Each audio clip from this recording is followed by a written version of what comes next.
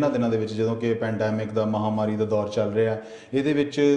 ਲੋਕਾਂ ਦੀ ਕਮਿਊਨਿਟੀ ਦੀ ਕਿਸੇ ਤਰੀਕੇ ਦੇ ਨਾਲ ਜਿਹੜੀ ਮਦਦ ਹੋ ਜਾਵੇ, ਸਹਾਇਤਾ ਹੋ ਜਾਵੇ, ਜਾਂ ਆਥੈਂਟਿਕ ਜਿਹੜੀ ਜਾਣਕਾਰੀ ਹੈ ਉਹ ਤੁਹਾਡੇ ਤੱਕ ਪਹੁੰਚਦੀ ਹੋ ਜਾਵੇ, ਇਹੀ ਵਿਜ਼ਨ ਪੰਜਾਬ ਟੀਵੀ ਦੀ ਸਾਰੀ ਟੀਮ ਦੀ ਕੋਸ਼ਿਸ਼ ਰਹਿੰਦੀ ਹੈ। ਔਰ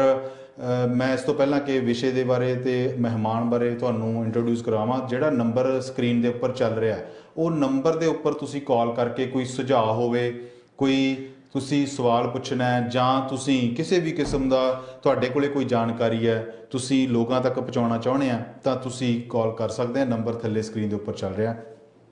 ਅਸੀਂ ਕੋਸ਼ਿਸ਼ ਕਰ ਰਹੇ ਹਾਂ ਕਿ ਪੈਂਡੈਮਿਕ ਦੇ ਦੌਰ ਦੇ ਵਿੱਚ ਕੋਈ ਕਿਸੇ ਵੀ ਤਰੀਕੇ ਦੇ ਨਾਲ ਫਿਜ਼ੀਕਲੀ ਮੈਂਟਲੀ ਕੋਈ ਕਿਸੇ ਵੀ ਤਰੀਕੇ ਨਾਲ ਜਾਣਕਾਰੀ ਤੁਹਾਡੇ ਤੱਕ ਪਹੁੰਚਦੀ ਹੋ ਜੇ। ਇਸੇ ਦੇ ਲੜੀ ਦੇ ਵਿੱਚ ਅੱਜ ਸਾਡੇ ਕੋਲੇ ਡਾਕਟਰ ਵਿਕਾਸਪੁਰੀ ਹੋਰਾਂ ਦੀ ਜਿਹੜੀ ਭੈਣ ਹੈ ਤੇ ਡਾਕਟਰ ਜੀਨਾ ਬਜਾਜ ਹੋਰਾਂ ਦੇ ਜਿਹੜੇ ਉਹ ਸਿਸਟਰ ਇਨ ਲਾ ਏ, ਮੇਰੀ ਮੁਰਾਦ ਹੈ ਵਨੀਤਾ ਪੁਰੀ ਜੀ ਤੋਂ, ਉਹ ਰਲ ਕੇ ਜਿਹੜਾ IHG ਕਲੀਨਿਕ ਦੇ ਵਿੱਚ ਵੀ ਕੰਮ ਕਰ ਰਹੇ ਆ। ਔਰ ਸਾਈਕੋਲੋਜਿਸਟ ਦੇ ਤੌਰ ਤੇ ਜੇ ਕਹਿ ਲਓ ਕਿ ਵੀ ਮਾਨਸਿਕ ਜਿਹੜੇ ਰੋਗ ਨੇ ਜਾਂ ਮਾਨਸਿਕ ਤੌਰ ਤੇ ਲੋਕ ਪਰੇਸ਼ਾਨ ਹੈ ਉਹਨਾਂ ਦੀ ਇਹ ਮਦਦ ਕਰਦੇ ਆ, ਔਰ ਸੋਸ਼ਲ ਵਰਕਰ ਦੇ ਤੌਰ ਤੇ ਵੀ ਕਾਫੀ ਇਹ ਸਰਗਰਮ ਹੈਗੇ ਆ। ਵਨੀਤਾ ਪੁਰੀ ਜੀ, ਤੁਹਾਡਾ ਸਵਾਗਤ ਹੈ ਜੀ ਪ੍ਰੋਗਰਾਮ ਦੇ ਵਿੱਚ। ਧੰਨਵਾਦ, ਬਹੁਤ ਧੰਨਵਾਦ। ਸੋ ਮੈਨੂੰ ਪਤਾ ਹੈ ਕਿ ਥੋੜੀ ਬਹੁਤੀ ਪੰਜਾਬੀ ਦੀ ਦਿੱਕਤ ਤੁਹਾਨੂੰ ਆਊਗੀ, ਲੇਕਿਨ ਤੁਸੀਂ ਪੰਜਾਬੀ ਇੰਗਲਿਸ਼ ਮਿਕਸ ਕਰਕੇ ਵੀ ਬੋਲਦੇ ਰਹਿਣਾ, ਕੋਈ ਦਿੱਕਤ ਨਹੀਂ। ਜਿਵੇਂ ਕਿ ਮੈਂ ਦਰਸ਼ਕਾਂ ਨੂੰ ਦੱਸ ਚੁੱਕਿਆ ਕਿ ਤੁਸੀਂ ਡਾਕਟਰ ਵਿਕਾਸ ਤੇ ਡਾਕਟਰ ਜੀਨਾ ਬਜਾਜ ਦੇ ਹੋਰਾਂ ਦੇ ਨਾਲ ਤੁਸੀਂ ਉਹਨਾਂ ਦੇ IHG ਜਿਹੜਾ ਕਲੀਨਿਕ ਹੈ ਉਹਦੇ ਵਿੱਚ ਤੁਸੀਂ ਬਤੌਰ ਇੱਕ ਸਾਈਕੋਲੋਜਿਸਟ ਦੇ ਤੌਰ ਤੇ ਕੰਮ ਕਰ ਰਹੇ ਆ, ਜਾਂ ਇਹ ਕਹਿ ਲਓ ਕਿ ਮਾਨਸਿਕ ਤੌਰ ਤੇ ਜਿਹੜੇ ਪਰੇਸ਼ਾਨ ਲੋਕ ਆ ਉਹਨਾਂ ਨੂੰ ਰਾਹਤ ਦੇਣ ਦੇ ਲਈ ਤੁਸੀਂ ਕੰਮ ਕਰ ਰਹੇ ਆ। ਇਸ ਤੋਂ ਪਹਿਲਾਂ ਕਿ ਮੈਂ ਹੋਰ ਜਾਣਕਾਰੀ ਜਿਹੜੀ ਤੁਹਾਡੇ ਤੋਂ ਲਵਾਂ, ਮੈਂ ਤੁਹਾਡੀ ਐਜੂਕੇਸ਼ਨ ਬਾਰੇ ਜਾਣਨਾ ਚਾਹਣਾ ਵੀ ਤੁਸੀਂ ਹੁਣ ਤੱਕ ਜਿਹੜੀ ਹੈ ਕੈਨੇਡਾ ਦੇ ਵਿੱਚ ਤੁਸੀਂ ਜੰਮੇ ਪਲੇ ਹੋ ਤੇ ਇੱਥੋਂ ਦੀ ਐਜੂਕੇਸ਼ਨ ਵੀ ਹਾਇਰ ਐਜੂਕੇਸ਼ਨ ਤੱਕ ਤੁਸੀਂ ਗਏ ਔਰ ਕਿੱਥੋਂ ਤੱਕ ਤੁਸੀਂ ਜਿਹੜੀ ਹੈ ਸਟੱਡੀ ਕੀਤੀ ਹੈ। ਪਹਿਲੇ ਤੇ ਮੈਂ ਸ਼ੁਰੂ ਕੀਤਾ ਸੀ ਯਾਰਕ ਯੂਨੀਵਰਸਿਟੀ ਤੇ ਉੱਥੇ ਮੈਂ ਸੋਸ਼ੀਓਲੋਜੀ ਪੜ੍ਹੀ ਸੀ ਜੀ, ਤੇ ਫਿਰ ਉਹਦੇ ਬਾਅਦ ਫਿਰ ਮੈਂ ਥੋੜ੍ਹਾ ਜਿਹਾ ਬ੍ਰੇਕ ਲਿੱਤਾ ਤੇ ਫਿਰ ਮੈਂ ਕੰਮ ਕਰਦੀ ਪਈ ਸੀ ਕਾਫੀ। ਮੈਂ ਰਿਸਰਚ ਪ੍ਰੋਜੈਕਟਸ ਤੇ ਜਿਸ ਤਰ੍ਹਾਂ ਕਾਉਂਸਲਿੰਗ ਤੇ ਹੋਰ ਜਿਸ ਤਰ੍ਹਾਂ ਥੈਰੇਪੀਜ਼ ਕੀਤੀਆਂ ਸੀ। ਤੇ ਫਿਰ ਉਹਦੇ ਬਾਅਦ ਫਿਰ ਮੈਂ ਗਈ ਸੀ ਵਿਲਫਰਡ ਲੋਰੀਏ ਯੂਨੀਵਰਸਿਟੀ ਤੇ ਉੱਥੇ ਮੈਂ ਆਪਣੀ ਮਾਸਟਰਸ ਆਫ ਸੋਸ਼ਲ ਵਰਕ ਕੀਤੀ ਸੀ।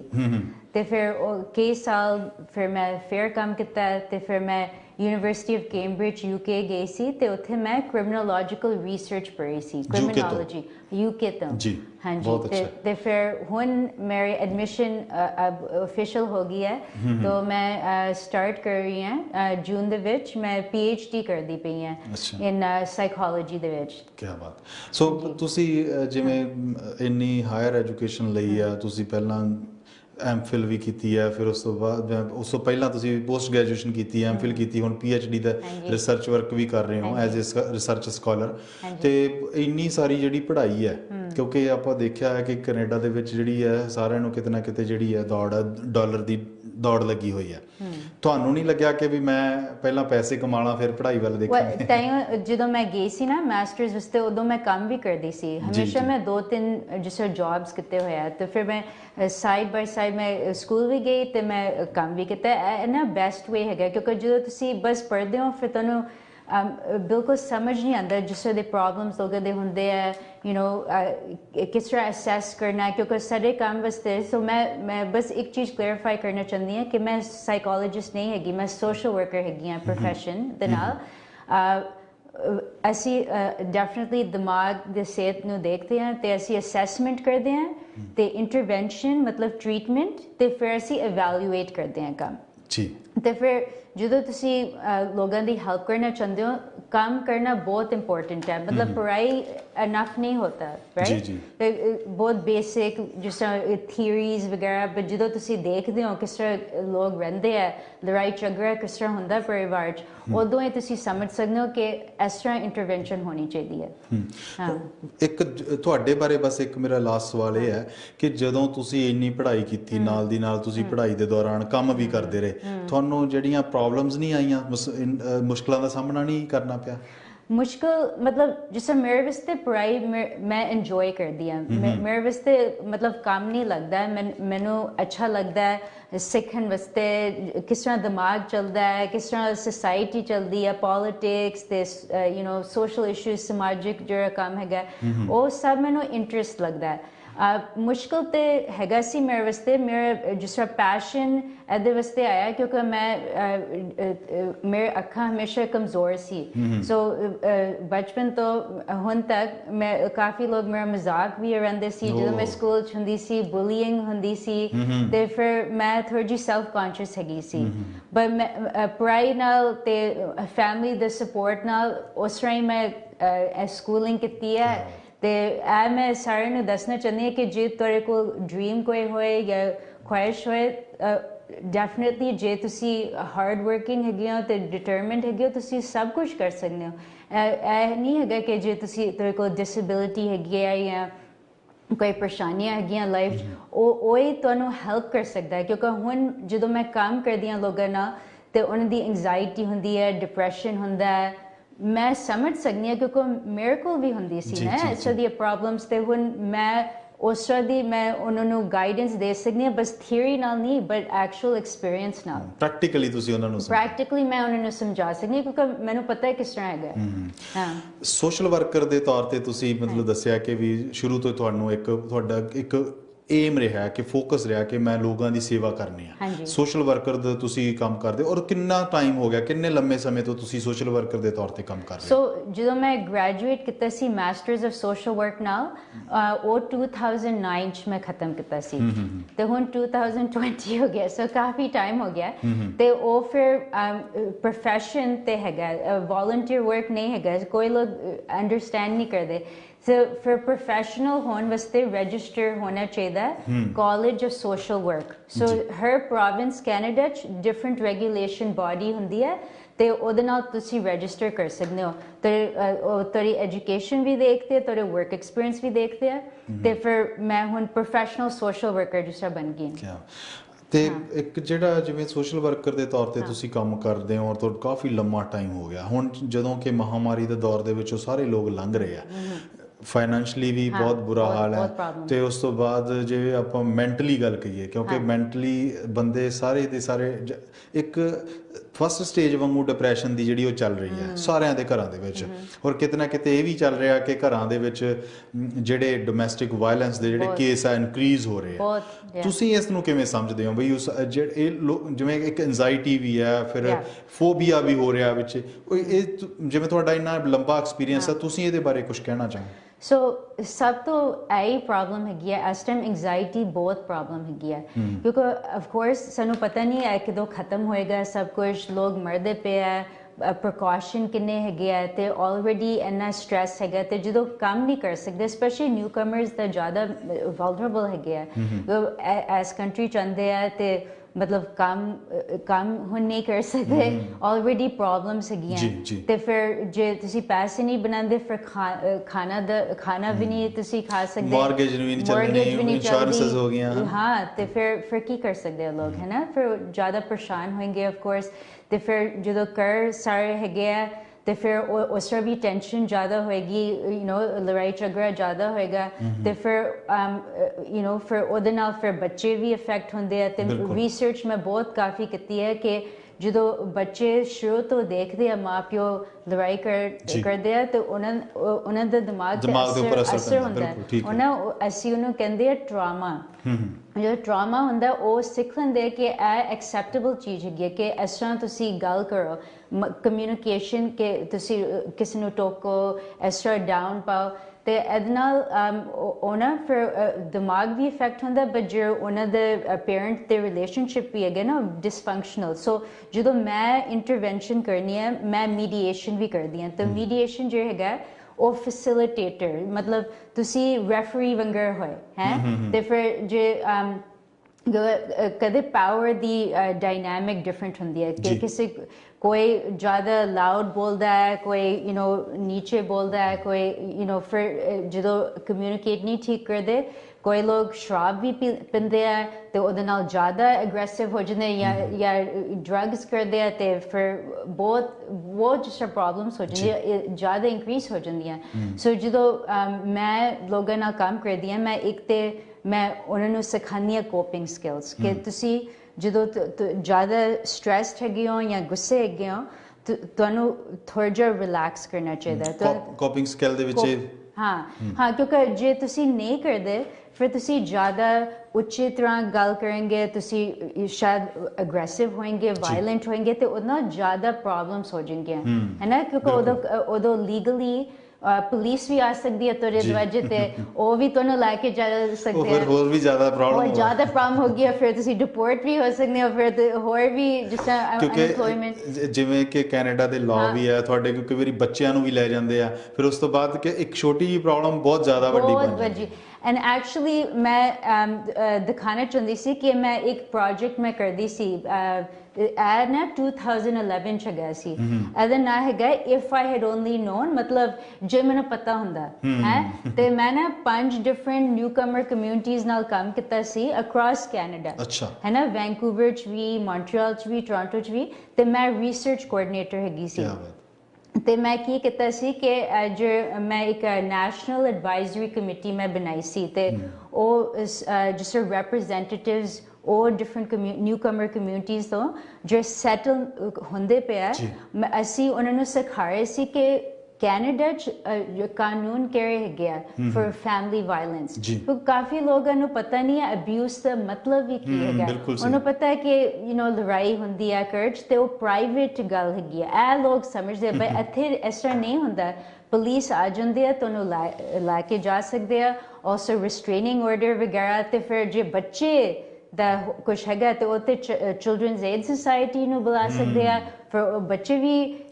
ਐਪਰੀਹੈਂਡ ਕਰ ਸਕਦੇ ਆ, ਤੇ ਬਹੁਤ ਸਾਰੀਆਂ ਪ੍ਰੋਬਲਮਸ ਹੋ ਸਕਦੀਆਂ ਤੇ ਜ਼ਿਆਦਾਤਰ ਲੋਕਾਂ ਨੂੰ ਪਤਾ ਹੀ ਨਹੀਂ ਹੈ। ਸੋ ਵੈਰੀ ਇੰਪੋਰਟੈਂਟ ਹੈਗਾ ਸੋਸ਼ਲ ਵਰਕਰ ਦਾ ਰੋਲ ਹੈਗਾ ਕਿ ਲੋਕਾਂ ਨੂੰ ਐਜੂਕੇਸ਼ਨ ਦੇਣਾ, ਉਹਨਾਂ ਨੂੰ ਕਾਨੂੰਨ ਦਾ ਸਭ ਕੁਛ ਐਕਸਪਲੇਨ ਕਰਨਾ ਕਿ ਇੱਥੇ ਕੈਨੇਡਾ 'ਚ ਇਹ ਚੀਜ਼ਾਂ ਐਕਸੈਪਟੇਬਲ ਨਹੀਂ ਹੈਗੀਆਂ, ਤੇ ਇਸ ਤਰ੍ਹਾਂ ਤੁਹਾਨੂੰ ਰਿਸਪੈਕਟਫੁਲ ਕਮਿਊਨੀਕੇਸ਼ਨ ਇਸ ਤਰ੍ਹਾਂ ਹੋਣਾ ਚਾਹੀਦਾ ਤੇ ਇਸ ਤਰ੍ਹਾਂ ਹੋਣਾ ਚਾਹੀਦਾ, ਤੇ ਕੋਈ ਲੋਕ ਉਹਨਾਂ ਨੂੰ ਪਤਾ ਹੀ ਨਹੀਂ ਹੈ। ਸੋ ਉਹ ਨਾ ਬਹੁਤ ਅੱਛਾ ਪ੍ਰੋਜੈਕਟ ਹੈਗਾ ਸੀ, ਅਸੀਂ actually Punjabi community health services ਨਾਲ ਅਸੀਂ ਪਾਰਟਨਰ ਕੀਤਾ ਸੀ, ਤੇ ਹੋਰ ਵੀ ਕਈ ਕਮਿਊਨਿਟੀ ਆਰਗੇਨਾਈਜੇਸ਼ਨਸ ਨਾਲ ਅਸੀਂ ਕੰਮ ਕੀਤਾ ਸੀ, ਤੇ ਉਹਨਾਂ ਨੇ ਫੋਕਸ ਗਰੁੱਪਸ ਕੀਤੇ ਸੀ ਆਪਣੇ ਸੈਂਟਰਸ, ਤੇ ਉਹ ਨਾ ਜਿਸ ਤਰ੍ਹਾਂ ਪੰਜਾਬੀ ਕਮਿਊਨਿਟੀ ਹੈਲਥ ਸਰਵਿਸਿਜ਼ ਨੇ ਪੰਜਾਬੀ 'ਚ ਹੀ ਕੀਤਾ ਸੀ ਫੋਕਸ ਗਰੁੱਪ, ਤੇ ਸਮਾਲੀਅਨ ਕਮਿਊਨਿਟੀ ਨੇ ਸਮਾਲੀ 'ਚ ਕੀਤਾ ਸੀ, ਸੋ ਸਾਰੇ ਡਿਫਰੈਂਟ ਅਲੱਗ-ਅਲੱਗ ਲੈਂਗੁਏਜ ਦੇ ਵਿੱਚ ਸੀਗਾ, ਅਲੱਗ-ਅਲੱਗ languages, but not just languages but ਜੇ ਐਕਸਪਲੇਨ ਕਰਨ ਵਾਸਤੇ ਕਿਉਂ ਗਲਤ ਹੈਗਾ, ਇਹ ਸਿੰਪਲ ਨਹੀਂ ਹੈਗਾ ਕਿ ਕਹਿਣ ਵਾਸਤੇ ਕਿ ਇਹ ਨਾ ਕੈਨੇਡਾ 'ਚ ਐਕਸੈਪਟੇਬਲ ਨਹੀਂ ਹੈ, ਬਟ ਕਿਉਂ ਨਹੀਂ ਐਕਸੈਪਟੇਬਲ ਹੈਗਾ, ਉਹ ਡਿਟੇਲ 'ਚ ਮਤਲਬ ਰੂਟਸ ਕੀ ਆ ਉਹਦੇ, ਰੂਟਸ ਕੀ ਹੈਗੇ ਆ, ਤੇ ਮਤਲਬ ਹੈਲਥੀ ਰਿਲੇਸ਼ਨਸ਼ਿਪ ਤੇ ਕੀ ਮਤਲਬ ਹੈਗਾ, ਕਿਸ ਤਰ੍ਹਾਂ ਤੁਹਾਨੂੰ ਗੱਲ ਕਰਨੀ ਚਾਹੀਦੀ, ਕਿਸ ਤਰ੍ਹਾਂ ਕਰਨੀ। ਆਪਾਂ ਵਨੀਤਾ ਜੀ ਕਿਸੇ ਦਿਨ ਇਸ ਟੌਪਿਕ ਤੇ ਵੀ, ਕਿਉਂਕਿ ਬਹੁਤ ਵਾਸਟ ਹੈਗਾ ਹੈ, ਤਾਂ ਉਹਦੇ ਬਾਰੇ ਵੀ ਆਪਾਂ ਅੱਗੇ ਕਿਤੇ ਚਰਚਾ ਕਰਾਂਗੇ, ਲੇਕਿਨ ਅੱਜ ਜਿਹੜਾ ਫੋਕਸ ਸਾਡਾ ਇਹ ਹੈ ਕਿ ਬੇਸਿਕ ਗੱਲਾਂ ਜਿਹੜੀਆਂ ਉਹ ਤਾਂ ਕਿ ਜਿਹੜੀ ਐਨਜ਼ਾਈਟੀ ਹੈ ਜਾਂ ਜਿਹੜਾ ਮਾਨਸਿਕ ਤੌਰ ਤੇ ਜੇ ਕੋਈ ਬਿਮਾਰ ਹੋ ਚੁੱਕੇ ਹੈ ਜਾਂ ਮਾਨਸਿਕ ਤੌਰ ਤੇ ਪਰੇਸ਼ਾਨ ਰਹਿੰਦੇ ਆ ਲੋਕ, ਉਹਨਾਂ ਬਾਰੇ ਆਪਾਂ ਅੱਜ ਜਿਹੜੀ ਚਰਚਾ ਕਰਾਂਗੇ। ਤੇ ਇੱਕ ਮੈਂ ਤੁਹਾਡੇ ਤੋਂ ਜਾਣਨਾ ਚਾਹਣਾ, ਜਦੋਂ ਤੁਸੀਂ ਸੋਸ਼ਲ ਵਰਕਰ ਦੇ ਤੌਰ ਤੇ ਲੋਕਾਂ ਦੇ ਵਿੱਚ ਵਿਚਰਦੇ ਆ, ਲੋਕਾਂ ਦੇ ਕਮਿਊਨਿਟੀ ਦੇ ਵਿੱਚ ਜਾਂਦੇ ਆ, ਘਰਾਂ ਦੇ ਵਿੱਚ ਜਾਂਦੇ ਆ, ਕਈ ਵਾਰੀ ਇਸ ਤਰ੍ਹਾਂ ਤਾਂ ਨਹੀਂ ਕਿ ਤੁਹਾਨੂੰ ਹੋਇਆ ਕਿ ਜਿਵੇਂ ਬਹੁਤ ਸਾਰਾ ਪਰੇਸ਼ਾਨ ਲੋਕ ਆ ਜਾਂ ਐਨਜ਼ਾਈਟੀ ਨਾਲ ਭਰੇ ਹੋਏ ਲੋਕ ਆ, ਕਿਤੇ ਤੁਹਾਨੂੰ ਵੀ ਉਹ ਮੰਦਾ ਚੰਗਾ ਬੋਲਣਾ ਸ਼ੁਰੂ ਕਰ ਦਿੰਦੇ? ਬਹੁਤ ਵਾਰੀ ਹੋਇਆ ਇਸ ਤਰ੍ਹਾਂ, ਹਾਂ। ਯੂਜੂਅਲੀ ਤੇ ਐਕਚੁਅਲੀ ਮੇਰੇ ਜ਼ਿਆਦਾ ਜਿਹੜਾ ਮੇਰਾ ਐਕਸਪੀਰੀਅੰਸ ਹੈਗਾ, ਮੈਂ ਲੀਗਲ ਸਿਸਟਮ 'ਚ ਕੰਮ ਕੀਤਾ ਸੀ ਪਹਿਲੇ, ਜੋ ਆਦਮੀ ਉਹ ਚਾਰਜ ਹੈਗੇ ਸੀ ਫੈਮਿਲੀ ਵਾਇਲੈਂਸ ਨਾਲ, ਜਾਂ ਜੇ ਕੁਛ ਅੰਡਰ ਦੀ ਇਨਫਲੂਐਂਸ ਜੇ ਸ਼ਰਾਬ ਪੀਤੀ ਸੀ ਤੇ ਡਰਾਈਵਿੰਗ ਕਰਦੇ ਪਏ ਸੀ, ਜਾਂ ਕੋਈ ਟ੍ਰੈਫਿਕ ਵਾਇਲੇਸ਼ਨ, ਜੇ ਕੋਈ ਮਤਲਬ ਕ੍ਰਿਮੀਨਲ ਕੇਸਿਸ ਉਹ ਮੈਨੂੰ ਆਉਂਦੇ ਸੀ। ਤਾਂ ਮੇਰਾ ਜੌਬ ਹੈਗਾ ਸੀ ਜਿਹੜੇ ਲੋਕ ਐਂਗਰ ਮੈਨੇਜਮੈਂਟ, ਜਿਹੜੇ ਲੋਕਾਂ ਦੀ ਗੁੱਸਾ ਦੇ ਪ੍ਰੋਬਲਮ ਸੀ, ਜੋ ਰੈਗੂਲੇਟ ਨਹੀਂ ਕਰ ਸਕਦੇ ਸੀ ਆਪਣੇ ਇਮੋਸ਼ਨਸ ਨੂੰ, ਮੈਂ ਉਹਨਾਂ ਨੂੰ ਕੋਚਿੰਗ ਦਿੰਦੀ ਸੀ। ਮੈਂ ਵਨੀਤਾ ਜੀ ਮਾਫ ਕਰਨਾ, ਤੁਹਾਡੀ ਗੱਲ ਵਿੱਚ ਕੱਟ ਰਿਹਾ, ਕਾਲ ਲੈ ਲਈਏ ਫਿਰ ਉਸ ਤੋਂ ਬਾਅਦ ਅੱਗੇ ਚੱਲਦੇ ਹਾਂ ਜੀ। ਸਤਿ ਸ਼੍ਰੀ ਅਕਾਲ ਜੀ, ਸਵਾਗਤ ਹੈ ਜੀ ਤੁਹਾਡਾ ਪ੍ਰੋਗਰਾਮ ਦੇ ਵਿੱਚ। ਹਾਂਜੀ ਜੀ, ਸਤਿ ਸ਼੍ਰੀ ਅਕਾਲ ਜੀ। ਕੀ ਸਵਾਲ ਆ ਜੀ ਤੁਹਾਡਾ, ਕੋਈ ਸਵਾਲ ਜਾਂ ਕੋਈ ਸੁਝਾਅ? ਇੱਦਾਂ ਜੀ, ਐਂਜ਼ਾਈਟੀ ਨੂੰ ਧਿਆਨ, ਜੋ ਵੀ ਮੈਂ ਖੁਦ ਨੂੰ ਬਾਈਪੋਲਰ ਆ। ਅੱਛਾ। ਜੇ ਤੁਸੀਂ ਇਸ ਨੂੰ ਕੰਟਰੋਲ ਕਰਨਾ ਵਾ, ਤੁਸੀਂ ਆਪਦਾ ਸਟ੍ਰਿਕਟਲੀ ਡਿਸਪਲਿਨ ਚ ਰਹੋ, ਆਪਦਾ ਸਵੇਰੇ ਟਾਈਮ ਤੇ ਉੱਠੋ, ਆਪਣੇ ਘਰ ਦੇ ਜਿੰਨੇ ਵੀ ਕੰਮ ਆ ਕਰੋ, ਤੇ ਆਪਣੇ ਆਪ ਨਾਲ ਝੂਠ ਨਾ ਬੋਲੋ, ਤੇ ਤੁਹਾਨੂੰ ਇਹ ਚੀਜ਼ਾਂ ਵਿੱਚ ਤੁਸੀਂ ਆਉਂਦੇ ਨਹੀਂ ਗਏ, ਤੁਸੀਂ ਐਂਜ਼ਾਈਟੀ ਤੋਂ ਦੂਰ ਰਹਿੰਦੇ ਹੋ ਜੀ, ਜਾਂ ਜੋ ਵੀ ਪ੍ਰੋਬਲਮਾਂ ਨੇ। ਤੇ ਇਦਾਂ ਕਰਕੇ ਮਤਲਬ ਬੰਦੇ ਨੂੰ ਰਹਿਣਾ ਚਾਹੀਦਾ ਵਾ ਤੇ ਪ੍ਰੋਪਰ ਆਪਣੀ ਡਾਈਟ ਖਾਓ, ਘਰ ਦਾ ਜਿੰਨਾ ਖਾਓਗੇ ਉਨਾ ਵਧੀਆ ਵਾ। ਬਹੁਤ ਅੱਛਾ ਸੁਝਾਅ ਹੈ ਤੁਹਾਡਾ। ਤੁਸੀਂ ਖੁਦ ਇਸ ਜਿਹੜੀ ਮਾਨਸਿਕ ਪ੍ਰੋਬਲਮ ਹੈ ਉਹਦੇ ਵਿੱਚੋਂ ਲੰਘ ਰਹੇ ਹੋ, ਤੁਸੀਂ ਗੁਜ਼ਰ ਰਹੇ ਹੋ ਵਿੱਚੋਂ? ਹਾਂਜੀ ਹਾਂਜੀ, ਮੈਨੂੰ ਖੁਦ 10 ਸਾਲ ਹੋ ਗਏ ਜੀ। ਅੱਛਾ, ਤੇ ਤੁਸੀਂ ਕੁਝ, ਹਾਂਜੀ ਵਨੀਤਾ ਜੀ ਨਾਲ ਦਵਾਈ ਲੈਂਦੇ ਹੋ? ਤੁਸੀਂ ਕੋਈ ਦਵਾਈ ਨਾਲ ਲੈ ਰਹੇ ਹੋ, ਕੋਈ ਮੈਡੀਸਨ ਵਗੈਰਾ? ਵਨੀਤਾ ਜੀ ਪੁੱਛ ਰਹੇ ਹੋ ਨਾ, ਉਹ ਐਂਟੀ ਐਂਜ਼ਾਈਟੀ ਜਾਂ ਐਂਟੀ ਡਿਪਰੈਸ਼ਨ ਲਿਥੀਅਮ ਲੈ ਰਿਹਾ 10 ਸਾਲ ਤੋਂ ਬਾਰਸਵਨ ਜੀ, ਤੇ ਨੀਂਦ ਦੀ ਗੋਲੀ ਚੱਲਦੀ ਤੇ ਬਲੱਡ ਪ੍ਰੈਸ਼ਰ। ਅੱਛਾ, ਤੇ ਕੋਈ ਮਤਲਬ 10 ਸਾਲ ਦੇ ਤੁਸੀਂ ਲੈਂਦੇ ਪਏ ਹੋ ਦਵਾਈ? ਮਤਲਬ ਹਾਂਜੀ, ਤੁਸੀਂ ਪਿਛਲੇ 10 ਸਾਲ ਤੋਂ ਹੀ ਦਵਾਈ ਲੈ ਰਹੇ ਹੋ? ਹਾਂਜੀ ਹਾਂਜੀ, ਮੈਂ 10 ਸਾਲ ਤੋਂ ਹੀ ਲੈ ਰਿਹਾ ਜੀ। ਅੱਛਾ ਅੱਛਾ, ਟਰੱਕ ਡਰਾਈਵਰ ਆ ਜੀ। ਪਰ ਮੈਨੂੰ 2 ਸਾਲ ਤੋਂ ਪ੍ਰੋਬਲਮ ਥੋੜੀ ਜ਼ਿਆਦਾ ਵਾ, ਮੈਂ ਫਟੀਗ ਰਹਿੰਦੀ ਆ, ਲੱਤਾਂ ਦੇ ਭਾਰ ਨਹੀਂ ਆਉਂਦਾ ਤੇ ਇੰਡੀਆ ਡਾਕਟਰ ਤੋਂ ਸੈਟਿੰਗ ਕਰਾਉਣੀ ਆ, ਤੇ ਤਾਂ ਵੀ ਮੈਂ ਰੋਜ਼ ਆਪਣੇ ਆਪ ਨੂੰ ਘਰੇ ਵਾਕ ਕਰ ਲੈਂਦਾ ਢਿੱਡ ਮੈਂ। ਤੁਸੀਂ ਹਾਂਜੀ, ਤੁਸੀਂ ਨਾ ਇਸ ਤਰ੍ਹਾਂ ਵੀ ਕਰਿਓ, ਜਿਹੜੀ ਇਹ ਪ੍ਰੋਜੈਕਟ ਕਰ ਰਿਹਾ ਇਹੋ ਜਿਹਾ ਕਮਿਊਨਿਟੀ ਦੇ ਵਿੱਚ ਰਹਿ ਕੇ, ਤੁਸੀਂ ਅਗਰ ਇਹਨਾਂ ਦੇ ਨਾਲ ਵੀ ਜੁੜ ਕੇ ਕੋਈ ਕੰਮ ਕਰਨਾ ਚਾਹੁੰਦੇ ਆ, ਜਾਂ ਇਹ ਕਹਿ ਲਓ ਕਿ ਤੁਸੀਂ ਵੀ ਕੋਈ ਸਮਾਜ ਦੇ ਵਿੱਚ ਆਪਣੇ ਬਾਰੇ ਐਗਜ਼ਾਮਪਲ ਬਣ ਕੇ ਤੁਸੀਂ ਲੋਕਾਂ ਨੂੰ ਦੱਸਣਾ ਚਾਹੁੰਦੇ ਆ, ਤਾਂ ਤੁਸੀਂ ਪ੍ਰੋਗਰਾਮ ਤੋਂ ਬਾਅਦ ਇੱਕ ਵਾਰੀ ਇਹਨਾਂ ਨੂੰ ਜ਼ਿੰਦਗੀ ਲੀਵਰ ਵੀ ਜੀ ਖੜ ਕੇ ਚੱਲਿਆ ਹੋਇਆ ਵਾ, ਤੇ ਤਾਂ ਵੀ ਮੈਂ ਆਪਦਾ ਕੰਮ ਕਰਦਾ ਜੀ, ਆਪਣੀ ਮਿਹਨਤ ਦੀ ਰੋਟੀ ਖਾਣਾ, ਤੇ ਹਾਰਟ ਦਾ ਵੀ ਬਲੌਕੇਜ ਆਉਂਦੀ ਫਿਰ ਵੀ ਕੰਮ ਤੇ ਆਪਦਾ ਜਾਈਦਾ। ਹੁਣ ਸੇਫਟੀ ਕਰਕੇ ਬੈਠਾ ਹਾਂ। ਬਿਲਕੁਲ, ਤੁਸੀਂ ਪ੍ਰੋਗਰਾਮ ਤੋਂ ਬਾਅਦ ਜ਼ਰੂਰ ਤੁਸੀਂ ਰਾਬਤਾ ਕਰਿਓ, ਤਾਂ ਕਿ ਤੁਹਾਡੇ ਜ਼ਰੀਏ, ਕਿਉਂਕਿ ਤੁਸੀਂ ਖੁਦ ਇਸ ਚੀਜ਼ ਦੇ ਵਿੱਚੋਂ ਲੰਘ ਰਹੇ ਹੋ, ਤੁਹਾਨੂੰ ਜ਼ਿਆਦਾ ਇਸ ਦੀ ਨੌਲੇਜ ਹੈ, ਤੁਸੀਂ ਹੋਰ ਲੋਕਾਂ ਦੀ ਇੱਕ ਮਿਸਾਲ ਕਾਇਮ ਕਰ ਸਕਦੇ ਆ। ਪ੍ਰੋਗਰਾਮ ਤੋਂ ਬਾਅਦ ਜ਼ਰੂਰ ਕਾਲ ਕਰਿਓ ਤੁਸੀਂ, ਵਨੀਤਾ ਜੀ ਦਾ ਨੰਬਰ ਤੁਹਾਨੂੰ ਦੱਸ ਦੇਵਾਂਗੇ, ਠੀਕ ਹੈ? ਬਹੁਤ ਬਹੁਤ ਸ਼ੁਕਰੀਆ ਪ੍ਰੋਗਰਾਮ 'ਚ ਫੋਨ ਕਰਨ ਲਈ। ਸੋ ਉਹ ਦੇਖੋ 10 ਸਾਲ ਤੋਂ ਇਸ ਦੇ ਵਿੱਚੋਂ ਦੀ ਲੰਘ ਰਿਹਾ ਹੈ ਨਾ। ਮੈਨੂੰ ਟਰਮੋਲੋਜੀ ਦੇ ਪਤਾ ਨਹੀਂ ਵੀ ਕੀ ਟਰਮ ਯੂਜ਼ ਕੀਤੀ ਉਹਨਾਂ ਨੇ, ਤੁਸੀਂ ਇਹਦੇ ਬਾਰੇ ਥੋੜਾ ਜਿਹਾ ਦੱਸਣਾ ਚਾਹੋ ਤਾਂ, ਇੱਕ ਜਿਹੜੀ ਆਪਾਂ ਪਹਿਲਾਂ ਗੱਲ ਕਰ ਰਹੇ ਸੀ ਉਹ ਵੀ ਪੂਰੀ ਨਾ ਕਰਿਓ। ਸੋ ਫਿਰ ਇੱਕ ਤੇ ਹੈਗੀ ਹੈ ਡਾਇਗਨੋਸਿਸ,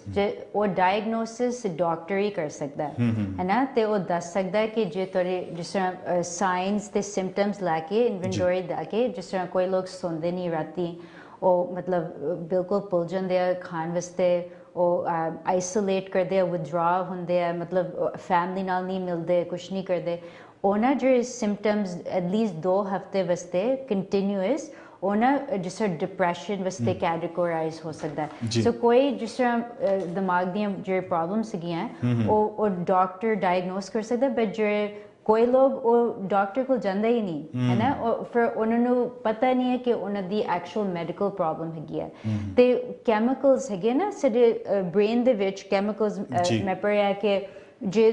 ਫੋਰ ਐਗਜ਼ਾਮਪਲ ਸੈਰੋਟੋਨਿਨ ਇੱਕ ਹੈਗੀ ਹੈ ਨਿਊਰੋਕੈਮੀਕਲ, ਤੇ ਉਹਨਾਂ ਸਾਨੂੰ ਖੁਸ਼ ਬਣਾਉਂਦੀ ਹੈ, ਉਹ ਹੈਪੀਨੈਸ ਕੈਮੀਕਲ ਹੈਗੀ ਹੈ, ਤੇ ਕੋਈ ਲੋਕਾਂ ਦਾ ਕੱਟ ਹੋ ਜਾਂਦਾ ਹੈ, ਉਹ ਕੱਟ ਹੋ ਜਾਂਦਾ ਹੈ ਕਦੇ ਕਿਉਂਕਿ ਦਵਾਈਆਂ ਲੱਤੀਆਂ ਹੋਈਆਂ, ਕਦੇ ਡਰੱਗਸ ਵੀ ਹੈ ਨਾ, ਜੇ ਕੋਈ ਲੋਕ ਕੋਕੇਨ ਜਾਂ ਹੈਰੋਇਨ ਇਸ ਤਰ੍ਹਾਂ ਦੀਆਂ ਡਰੱਗਸ ਜਿਹੜੇ ਲੈਂਦੇ ਆ, ਉਹਨਾਂ ਦਾ ਦਿਮਾਗ ਯੂਜ਼ ਟੂ ਹੋ ਜਾਂਦਾ ਹੈ ਕਿ ਉਹ ਜਿਹੜੇ ਐਡਰੇਨਾਲਿਨ ਰਸ਼ ਜਾਂ ਇਸ ਤਰ੍ਹਾਂ, ਤੇ ਫਿਰ ਜਦੋਂ ਸਟਾਪ ਕਰਦੇ ਆ ਨਾ, ਫਿਰ ਉਹ ਬ੍ਰੇਨ ਨੂੰ ਪਤਾ ਨਹੀਂ ਹੈ ਕਿ ਅੱਛਾ ਹੁਣ ਉਹ ਕਿੱਥੋਂ ਮਿਲੇਗਾ ਮੈਨੂੰ, ਫਿਰ ਨਾ ਉਹ ਡਾਊਨ ਹੋ ਜਾਂਦਾ ਸੈਰੋਟੋਨਿਨ, ਤੇ ਜਿਹੜਾ ਡੋਪਾਮੀਨ ਹੈਗੀ ਹੈ ਉਹ ਦੂਸਰੀ ਨਿਊਰੋਕੈਮੀਕਲ ਹੈਗੀ ਹੈ, ਤੇ ਉਹਨਾਂ ਕੰਪਲਸ਼ਨ ਤੇ ਐਡਿਕਸ਼ਨ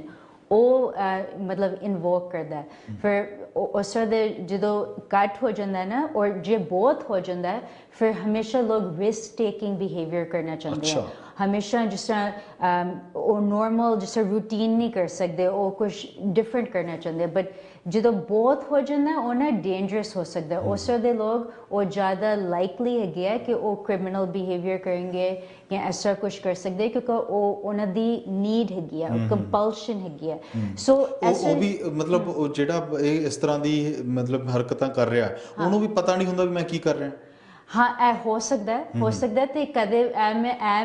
ਵੀ ਮੈਂ ਸਟੱਡੀ ਕੀਤਾ ਸੀ ਕਿ ਕਦੇ ਜਦੋਂ ਲੋਕਾਂ ਦਾ ਬ੍ਰੇਨ ਟਿਊਮਰ ਹੁੰਦਾ ਹੈ ਸਿਰ ਦੇ ਵਿੱਚ, ਜਾਂ ਉਹਨਾਂ ਦਾ ਬ੍ਰੇਨ ਇੰਜਰੀ ਹੋ ਜਾਂਦੀ ਹੈ, ਕੋਈ ਕਾਰ ਐਕਸੀਡੈਂਟ ਇਸ ਤਰ੍ਹਾਂ ਕੁਛ, ਉਹਦੇ ਨਾਲ ਵੀ ਤੁਹਾਡਾ ਦਿਮਾਗ ਚੇਂਜ ਹੋ ਸਕਦਾ ਨਾ, ਤੇ ਉਹਦੇ ਨਾਲ ਤੁਹਾਡੇ ਇਮੋਸ਼ਨਸ ਵੀ ਚੇਂਜ ਹੋ ਸਕਦੇ ਆ, ਤੇ ਕਦੇ ਰੈਗੂਲੇਟ ਨਹੀਂ ਕਰ ਸਕਦੇ, ਕਿਉਂਕਿ ਸਾਰਿਆਂ ਦਾ ਮਤਲਬ ਸਾਰੇ ਲੋਕ ਗੁੱਸੇ ਹੁੰਦੇ ਆ, ਸਾਰੇ ਲੋਕ ਐਂਗਜ਼ਾਈਟੀ ਹੋ ਸਕਦੀ ਹੈ, ਡਿਪਰੈਸ਼ਨ, ਬਸ ਸਾਡੇ ਦਿਮਾਗ ਦੇ ਵਿੱਚ ਇਹ ਹੈਗੀ ਹੈ, ਇਹਨੂੰ ਫਰੰਟਲ ਲੋਬ ਕਹਿੰਦੇ ਆ, ਤੇ ਉਹ ਨਾ ਰੈਗੂਲੇਟ ਕਰਦੀ ਹੈ ਸਾਡੀ ਇਮੋਸ਼ਨਸ, ਉਹ ਹੈਲਪ ਸਾਨੂੰ ਕਰਦੀ ਹੈ। ਜੇ ਸਾਨੂੰ ਜ਼ਿਆਦਾ ਸਟ੍ਰੈਸ ਹੁੰਦਾ ਅਸੀਂ ਕਹਿ ਸਕਦੇ ਹਾਂ ठीक है कोई गल नहीं मैं All is well, all is well. इस तरह तुसी कर सकते ना बट जो कोई लोग है ਉਹ एबिलिटी नहीं हैगी मतलब इस तरह ही ਉਹ अपने आप ਨੂੰ calm down नहीं कर सकते तो ਉਹ ना ਕਦੇ ਕੋਈ ਬਾਇਓਲੋਜੀਕਲ ਬੇਸਿਸ ਹੈਗਾ ਤੇ ਉਸ ਵਾਸਤੇ ਇੰਪੋਰਟੈਂਟ ਹੈਗਾ ਕਿ ਡਾਕਟਰ ਕੋਲ ਜਾਣਾ ਚਾਹੀਦਾ ਮੈਂ ਹਮੇਸ਼ਾ ਲੋਕਾਂ ਨੂੰ ਕਹਿੰਦੀ ਹਾਂ ਬਸ ਇਸ ਤਰ੍ਹਾਂ ਨਹੀਂ ਅਵੋਇਡ ਕਰਨਾ ਚਾਹੀਦਾ ਕੋਈ ਲੋਕ ਡਰਦੇ ਕਿਉਂਕਿ ਹਲੇ ਵੀ ਬਹੁਤ ਸਟਿਗਮਾ ਹੈਗਾ ਸਟਿਗਮਾ ਦਾ ਮਤਲਬ ਹੈ ਕਿ ਲੋਕ ਗੱਲ ਨਹੀਂ ਕਰਨਾ ਚਾਹੁੰਦੇ ਮੈਂਟਲ ਹੈਲਥ ਪ੍ਰੋਬਲਮ ਹੈਗੀ ਹੈ ਜੀ एक्चुअल प्रॉब्लम्स हैगियां खास करके कनाडा दे विच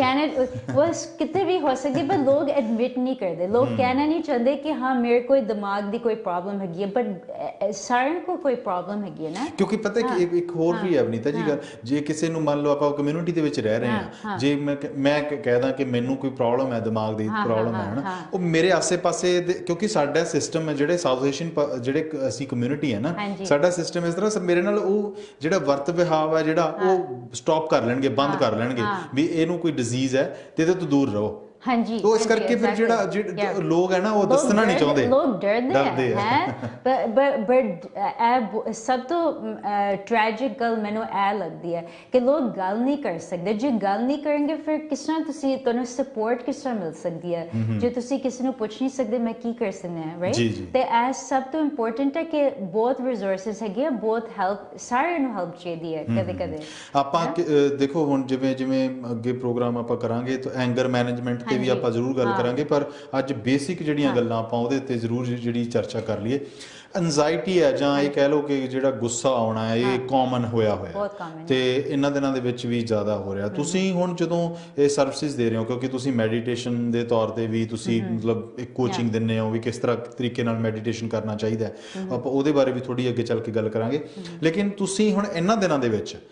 ਲੋਕ ਤੁਹਾਨੂੰ ਕਾਲਸ ਕਰਦੇ ਆ ਤਾਂ ਜਾਂ ਇਹ ਕਹਿ ਲਓ ਕਿ ਤੁਸੀਂ ਬਹੁਤ ਸਾਰੇ ਪਹਿਲਾਂ ਪ੍ਰੋਜੈਕਟ ਕੀਤੇ ਆ ਤੁਹਾਡੇ ਨਾਲ ਲੋਕ ਜੁੜੇ ਹੋਏ ਆ ਤੁਸੀਂ ਹੁਣ ਇਹਨਾਂ ਦਿਨਾਂ 'ਚ ਕਿਵੇਂ ਹੈਲਪ ਕਰਦੇ ਹੋ ਲੋਕਾਂ ਦੀ ਸੋ ਇਸ ਟਾਈਮ ਜ਼ਿਆਦਾ ਨਾ ਪੈਨਿਕ ਅਟੈਕਸ ਮੈਨੂੰ ਫੋਨ ਕਾਲਸ ਆਉਂਦੇ ਆ ਪੈਨਿਕ ਅਟੈਕ ਐਂਜ਼ਾਈਟੀ ਤੇ ਹਾਇਰ ਲੈਵਲ ਹੈਗਾ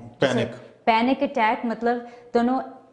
ਇਸ ਤਰ੍ਹਾਂ ਲੱਗਦਾ ਕਿ ਤੁਸੀਂ ਤੁਹਾਡਾ ਹਾਰਟ ਅਟੈਕ ਹੋਣ ਲੱਗਿਆ ਕਿ ਤੁਸੀਂ ਮਰਨ ਲੱਗੇ ਹੋ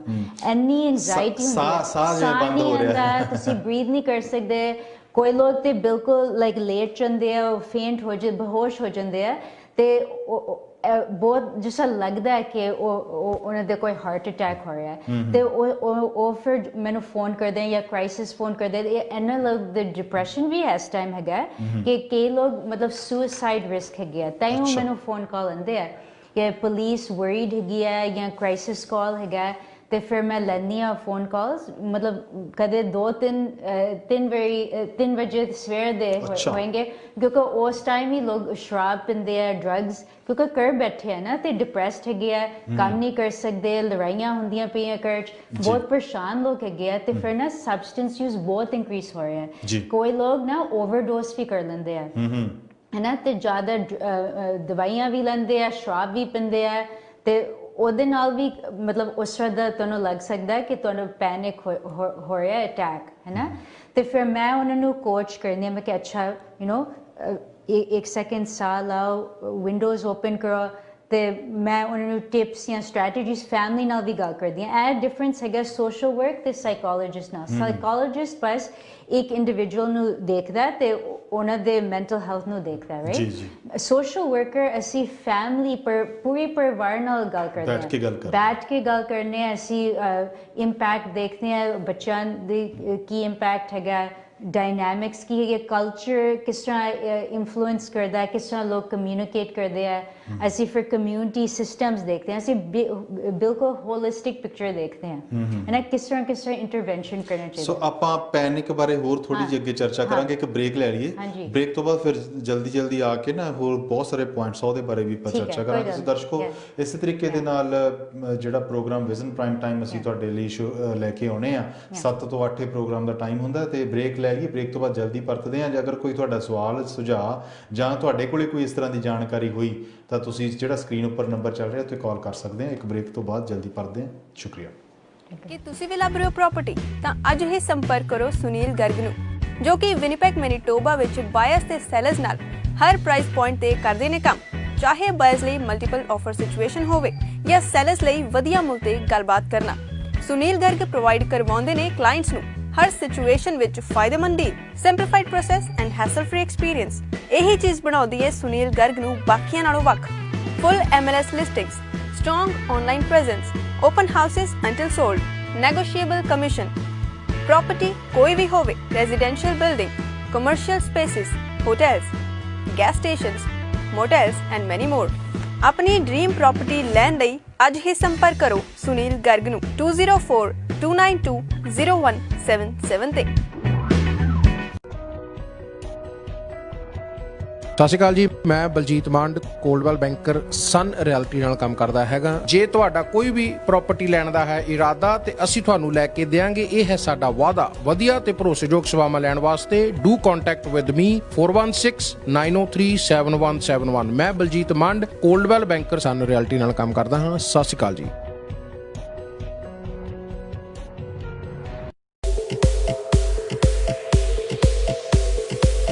इंडियन कज़ीन ਦਾ ਸਵਾਦ ਹੁਣ ਕੈਨੇਡਾ 'ਚ? ਜੀ ਹਾਂ, ਇੰਡੀਅਨ ਕਜ਼ੀਨ ਦਾ ਸਵਾਦ ਮਿਲੇਗਾ ਵਿਨੀਪੈਗ ਮੈਨੀਟੋਬਾ ਦੇ ਸਿਰਫ ਤੇ ਸਿਰਫ clay oven East Indian restaurant ਦੇ ਵਿੱਚ। ਉਹ ਵੀ ਕਿਸੇ ਇੱਕ ਜਗ੍ਹਾ ਨਹੀਂ, ਬਲਕਿ clay oven East Indian restaurant serves you on 3 locations. For memorable food and exceptional value, you can contact us at, you can also mail us at Preet TV wall mounting and networking services, ਜਿਨ੍ਹਾਂ ਤੋਂ ਤੁਸੀਂ network cabling accessory ਲੈ ਸਕਦੇ ਹੋ। HD ਐਂਟੇਨਾ ਵੀ install ਕਰਦੇ ਨੇ। ਇਹਨਾਂ ਤੋਂ ਤੁਸੀਂ ਅਨਲਿਮਿਟਿਡ ਇੰਟਰਨੈਟ ਅਤੇ ਹੋਮ ਫੋਨ ਪੈਕੇਜ ਵੀ ਲੈ ਸਕਦੇ ਹੋ। ਅੱਜ ਹੀ ਕਾਲ ਕਰੋ ਪ੍ਰੀਤ ਨੂੰ 416 843 0208 416 843 0208। ਇਹਨਾਂ ਤੋਂ ਤੁਸੀਂ ਘਰ ਦਫ਼ਤਰ ਲਈ ਸਿਕਿਉਰਿਟੀ ਕੈਮਰਾ ਵੀ ਇੰਸਟਾਲ ਕਰਵਾ ਸਕਦੇ ਹੋ।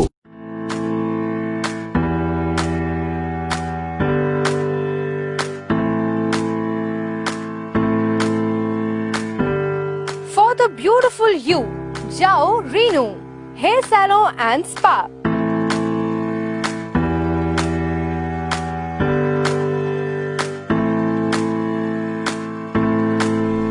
ਜਿੱਥੇ ਮਿਲੇਗਾ ਤੁਹਾਨੂੰ laser hair removal and IPL photo facial, ਜਿਸ ਦੇ ਨਾਲ ਰਿਮੂਵ ਹੋ ਸਕਦੇ ਨੇ permanent skin tags and pigmentation.